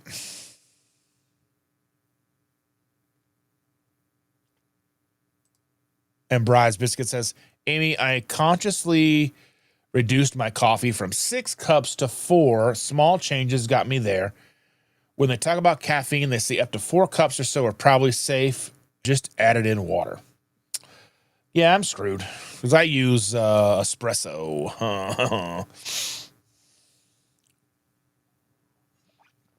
But only having 1 cup today.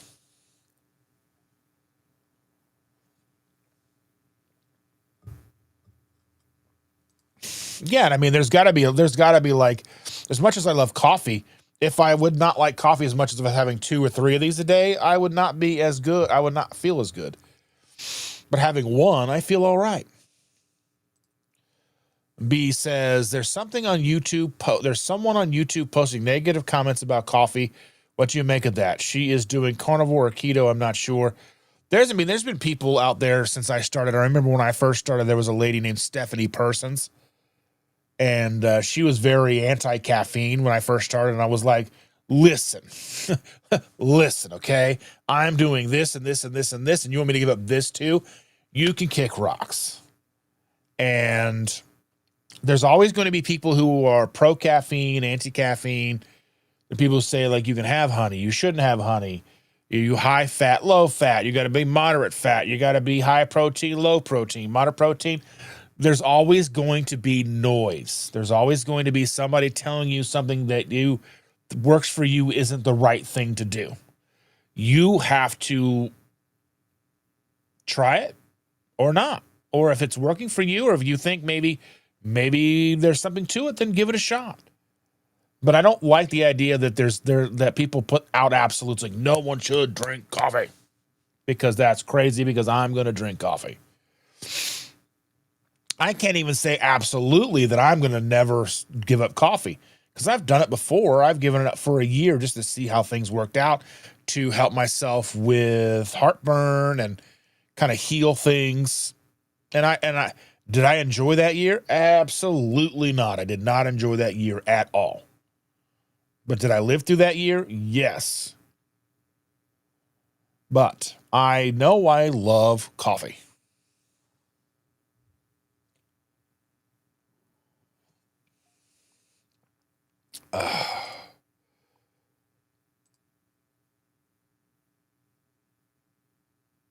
I went to Shipshe for the rodeo, and at the Blue Gate checkout, they had those cursed caramel pecan chocolates. I ate 2 this weekend, but I'm back on track today. And I'm resolute to not feel like crap. Yeah, for sure. Oh.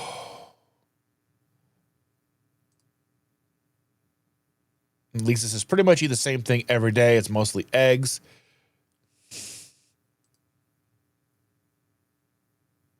And Brisbane says, it's a good question. What did they describe in the Dawn effect? Was it a 10 milligram increase? I can tell you that I've seen a cephalic phase increase on my CGM from 0 carb foods. I mean, really, you can see an increase on your CGM if you eat, sorry, not you specifically, but people can see, spikes in glucose. And I use the term spike loosely. You can see an increase in your glucose from eating like extra lean beef, extra lean meats, because the fat will help kind of dampen that a little bit. But a spike should be something like 30 points or above. So again, I use those terms loosely. But yeah. Amy says, I've been rotating the same meats too. Hubby eats a salad. He doesn't seem to complain. Ugh. Sometimes a salad is okay. You know what I mean? But salad to me, there's got to be something in it. There's got to be like crunchy bits in it, some almonds or some sunflower seeds, or I would put in the wisps And then, like, we would usually make our salads out of cabbage instead of lettuce, and add cheese and salad dressing and all these things. And then really it became more about the stuff than it was anything else. But yeah, Josephine C., good night. Lovely to have you. I hope you have a wonderful rest of your time. Thank you so much for being here, dear. As always, we've enjoyed your company. Amy says, burger patties, pork chops, pork belly, chicken roast, fried chicken. That's right. Once or twice a month. Ribeye. I haven't had a ribeye in a long time. I'll get them for Chandra or whatever, and then I'll cut them up, and then I'll put them for her lunches, and then I eat hamburger patties. I don't necessarily even need steak all that much. Now, Reese is saying here, Dustin, you have to put your foot down. Tell them not to bring that junk into the house. It is poison to you. If they don't want you to fail, they will agree. Yeah, well, they won't. And I'm stepdad, so they don't necessarily listen to me. And they always complain. They don't have money to eat keto. They don't have money. I'm like, but stop buying all the extra crap. And it makes it easier. But they don't listen. We'll have to figure it out some way, somehow. Lisa got a nice, fresh, hot cup of coffee. Hopefully it will calm my nerves. Hopefully, dear. And Bride's Biscuits says, I used to have a ribeye one time per year around the holidays when on sale.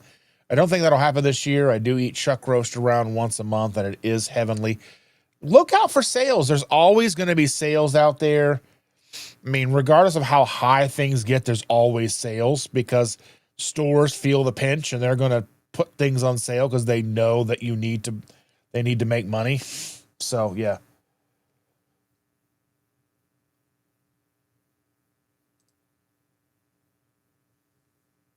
And Evelyn says, we eat a lot of burgers and steak meal, maybe once a week, a ton of eggs, coffee every day. My weight finally started to move again after changing jobs and reducing stress. The stress. Oh, my goodness. The stress is the killer. Stress and sleep and, yeah.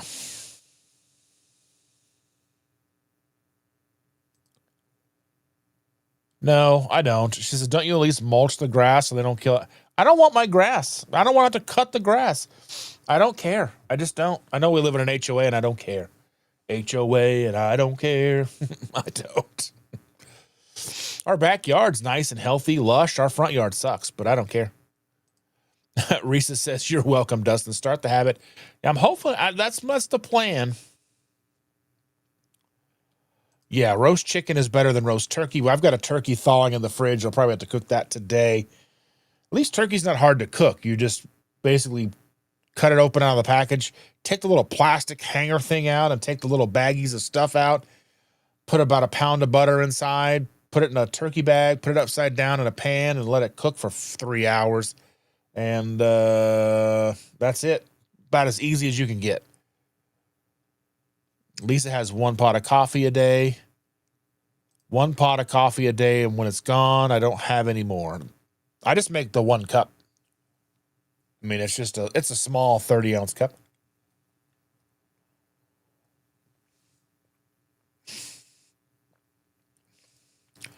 Dawn Effect was there to get our asses up and out because we were woolly mammoths to hunt. Yeah. Indeed. And Carl says, Ansel Keys knowingly cherry-picked the data. As a psychologist, I doubt that is the scientific method they taught him at school. No, but I still think he was trying to do the right thing. I still think he was trying to prove his point right, and I think his point he was trying to make made sense to him. I think he was a very driven man, and I imagine that he had a hypothesis that saturated fat was the enemy. It wasn't like because it was all that the president had a heart attack. Didn't matter that he smoked like 2 to 3 packs, 4 packs of cigarettes a day, drank whiskey, smoked cigars, but it was a saturated fat. But he was terrified of saturated fat. So he did everything in his power to prove that was the problem. And I still think he was probably like a heart in the right place. Just how humans can go astray. You know what I mean?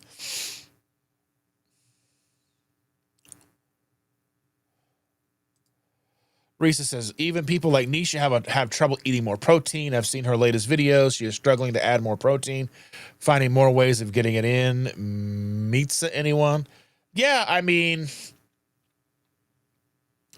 that's one thing is like, you have people like Dr. Barry saying, the Dr. Barry, but his wife is as a whole other different animal. Like, you just have to look at it that way. I think, we have to figure out what works best for us.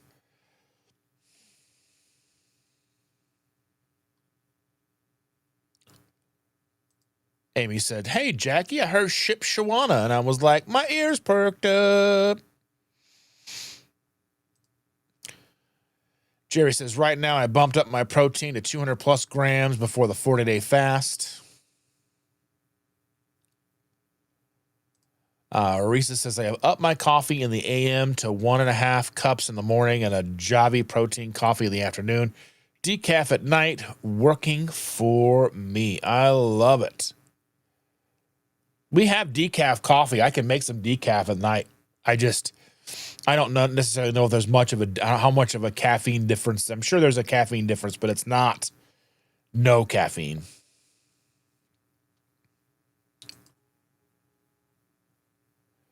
And Carl says, different brands of coffee give me heartburn, so I can't make a blanket statement. Coffee does X. Call us coffee snobs, but brand, quality, roasting size, acidity, all make a difference. Yeah, I was just, I like what I like. And then there's going to be talk about mold in coffee and all these things. Like, thankfully, the coffee that we're drinking now, the espresso, doesn't give me heartburn. So that's good. And Rick says, I am living proof that you can be poor and carnivore.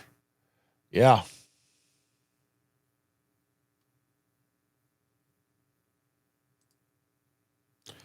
Holly Springer says, pork crackling was on sale for $1, so I grabbed a bunch.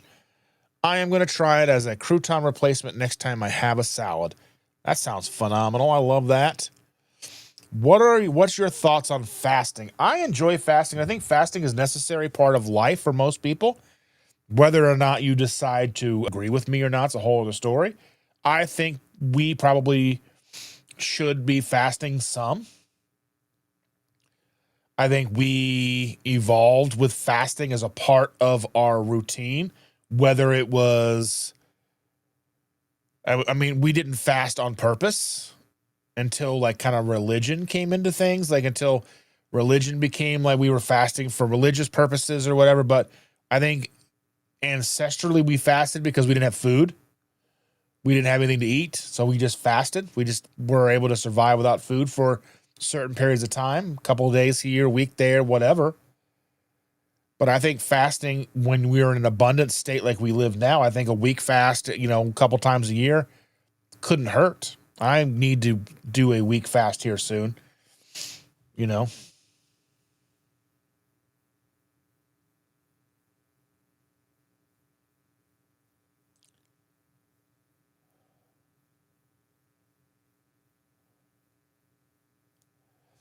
And Risa says, they don't listen to you, maybe Chandra. Well, I mean,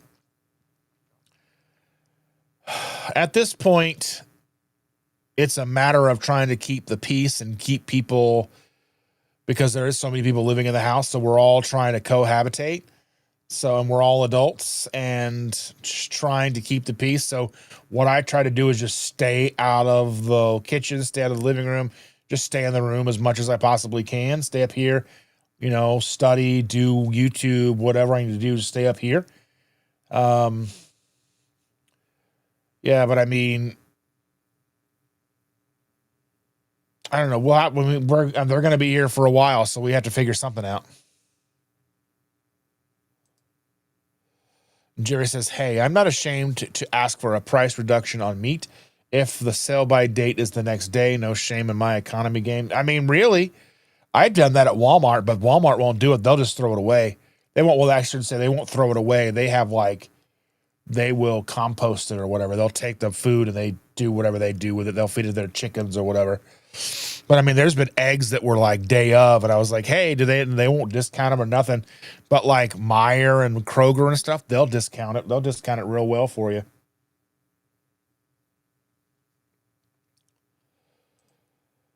Bryce says, I shop sales. I can't justify paying 3 to 6 times more for any protein.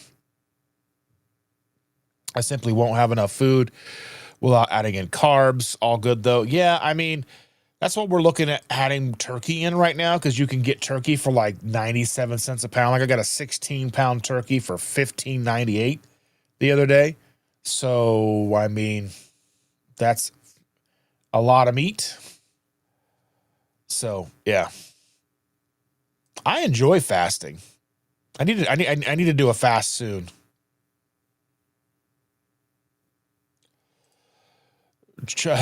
Rick is having an iguana for lunch. An iguana for lunch. Bry's Biscuit says, low acid and mold-free organic coffee are big money. Whole food bean drink, dark roast, organic grinded. I prefer a white roast, to be honest with you. And Jerry says, every day, fast 12 hours, once a week, one day, getting ready for the 40-day fast. And we've got Helen says she fasts daily for at least 16 hours.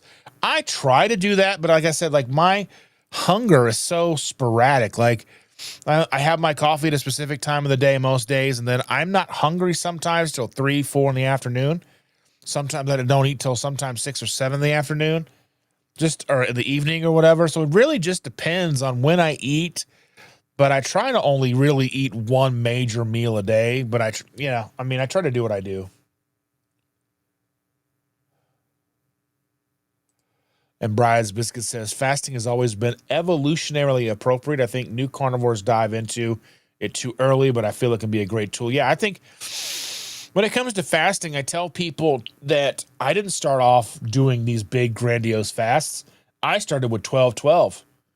I started with a 12-hour eating window because I was, I wanted to make sure that I was setting myself up for success. So I did do 12 hours. So I would only eat within 12 hours, which doesn't really seem like fasting, or doesn't really count as fasting for a lot of people.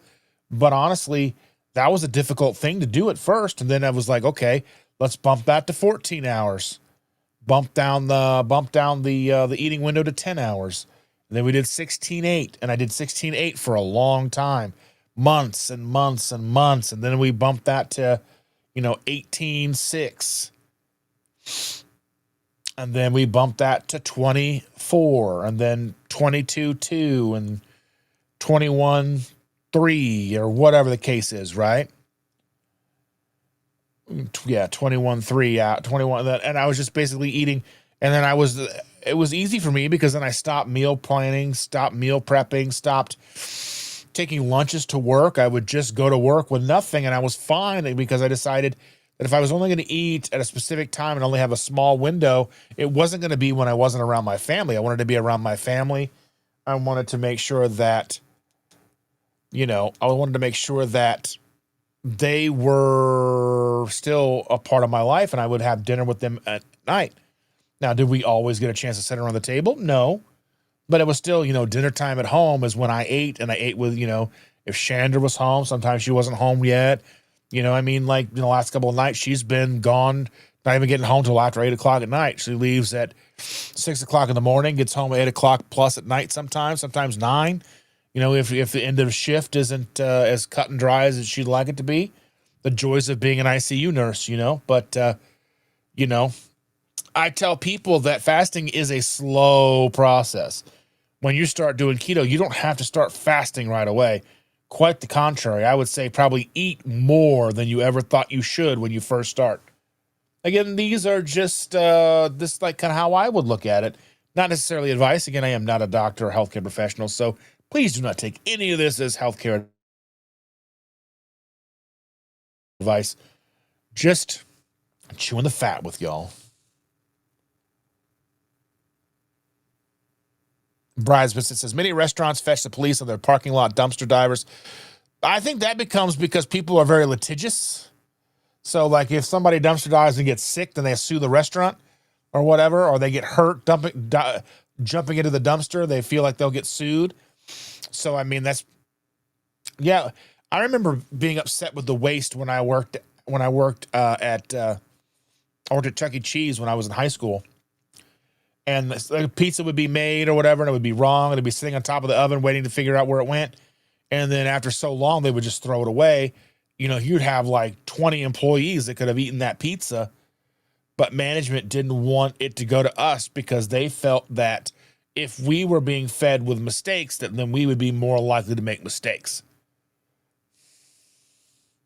It's kind of like I was kind of watching a little bit of information today about the return of piracy when it comes to, as far as piracy, and it comes to like movies and TV shows, because in the late 90s, all the way, cable was the way. Cable, then you had your movies, then people started doing DVD collections. It was like VHS collections and DVD collections, and then it was Blu-ray collections, and then like people had this cable, and then things like Netflix started coming around, and people were pirating movies because you couldn't get movies, they were expensive, and so people would share them and whatever. Then Netflix came around, and Netflix was a way to be able to watch stuff and not to download it. And then really for a long time, pirating just went away. I remember, pirating was a huge thing. You get movies and music and everything. And then all the streaming services, there was like maybe just a couple. You had Netflix and Amazon Prime, and now there's Netflix, Amazon Prime, Hulu, Apple, Paramount, MGM, all these NBC, Peacock, whatever. There's all these things. And if you want to have all the streaming services to get all the content that you want, you're looking again at paying probably twice what you were paying for cable 10 years ago.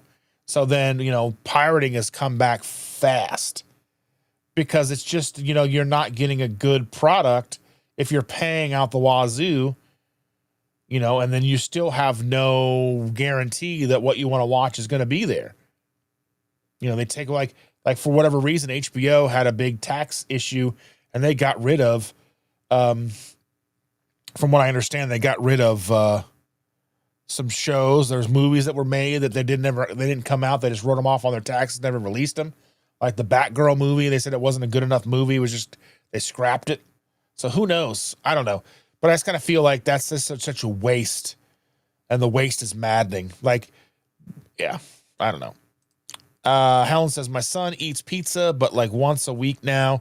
They're also trying to get healthier, my son and daughter, but they love the takeaways. They love the takeout, but I won't let them bring too much junk in the house. So I wouldn't let them have drugs. Yeah. Yeah. Fasting gives your organs a rest. I mean, autophagy, Helen's not a coffee person, so I went off it, but I have decaf tea. Yeah.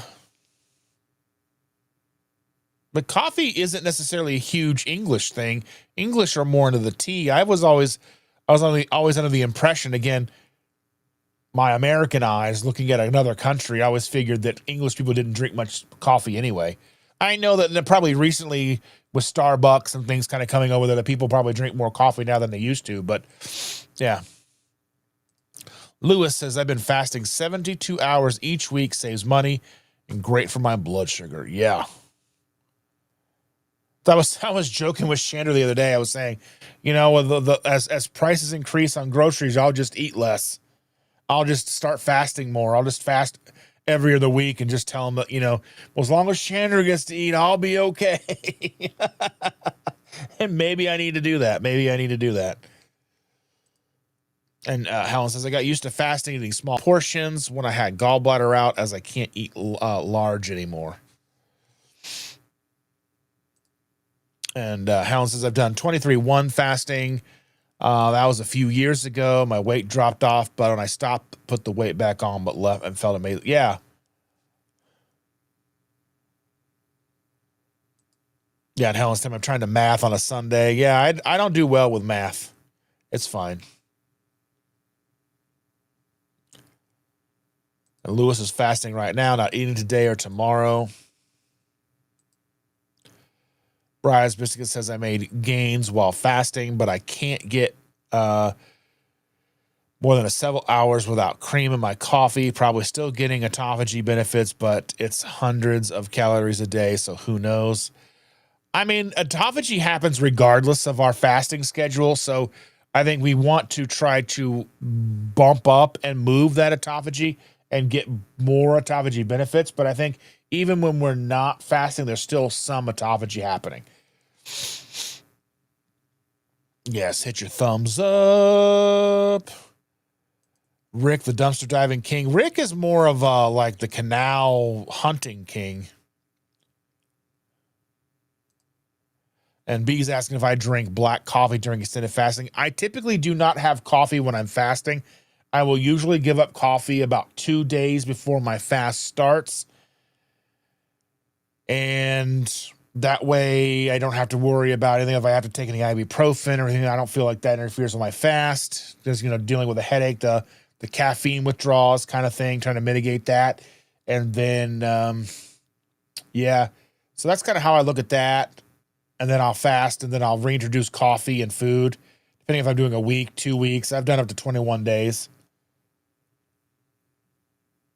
And Helen says, people in the UK are tea drinkers, but lots are liking iced coffee. Problem with iced coffee or like cold brew coffee is I would probably die of caffeine poisoning if I had that all the time. Because when the pandemic first started and I was home all the time, then I started making cold brew coffee. I was making I had a 2.5 gallon container, and I would make that every week, and I was drinking 2.5 gallons of cold brew coffee a day. And my cold brew coffee basically steeped the entire time. So as the week went on, it got stronger and stronger. Whoa, that was a lot. That was a lot. And Helen says, funny enough, I had loads of energy when fasting. The less than I eat, the better. Yeah, I've had issues like that where like I feel my best when I'm fasting. But I was doing a 21-day fast in 2021, and we were having flooring installed, and we had to move everything in our house 2 or 3 times or whatever, because you had to move everything out of the house to get the carpet removed, the floors put down, and then we had to move everything back into the first floor. Then we had to move stuff from the second floor down to the first floor, because then we were having carpet installed upstairs. So they had to rip out the old carpet, install the new carpet. And yeah, but we had somehow paid for them to move stuff for us. So they would move like the dressers and the beds and stuff. We just had to move all the stuff out. So that was a pain in the butt. But yeah. So anyway, I think we're going to go ahead and call it a day. We've been doing this for 2 hours. Normally I would go 3, but with the technical difficulties, I think I'm going to call it a day. I love each and every one of you. Thank you all so much for your super chats. Thank you, Helen, for the new membership, and Jerry for the super chat, the super sticker. Thank you all so very much. I truly, truly appreciate each and every one of you. You guys are amazing. Without you, I would not be anywhere near as successful. And for that, you are family and you are loved. And I am so glad that you are in my life. And with that, have a wonderful rest of your Sunday. And I'll see you on Tuesday.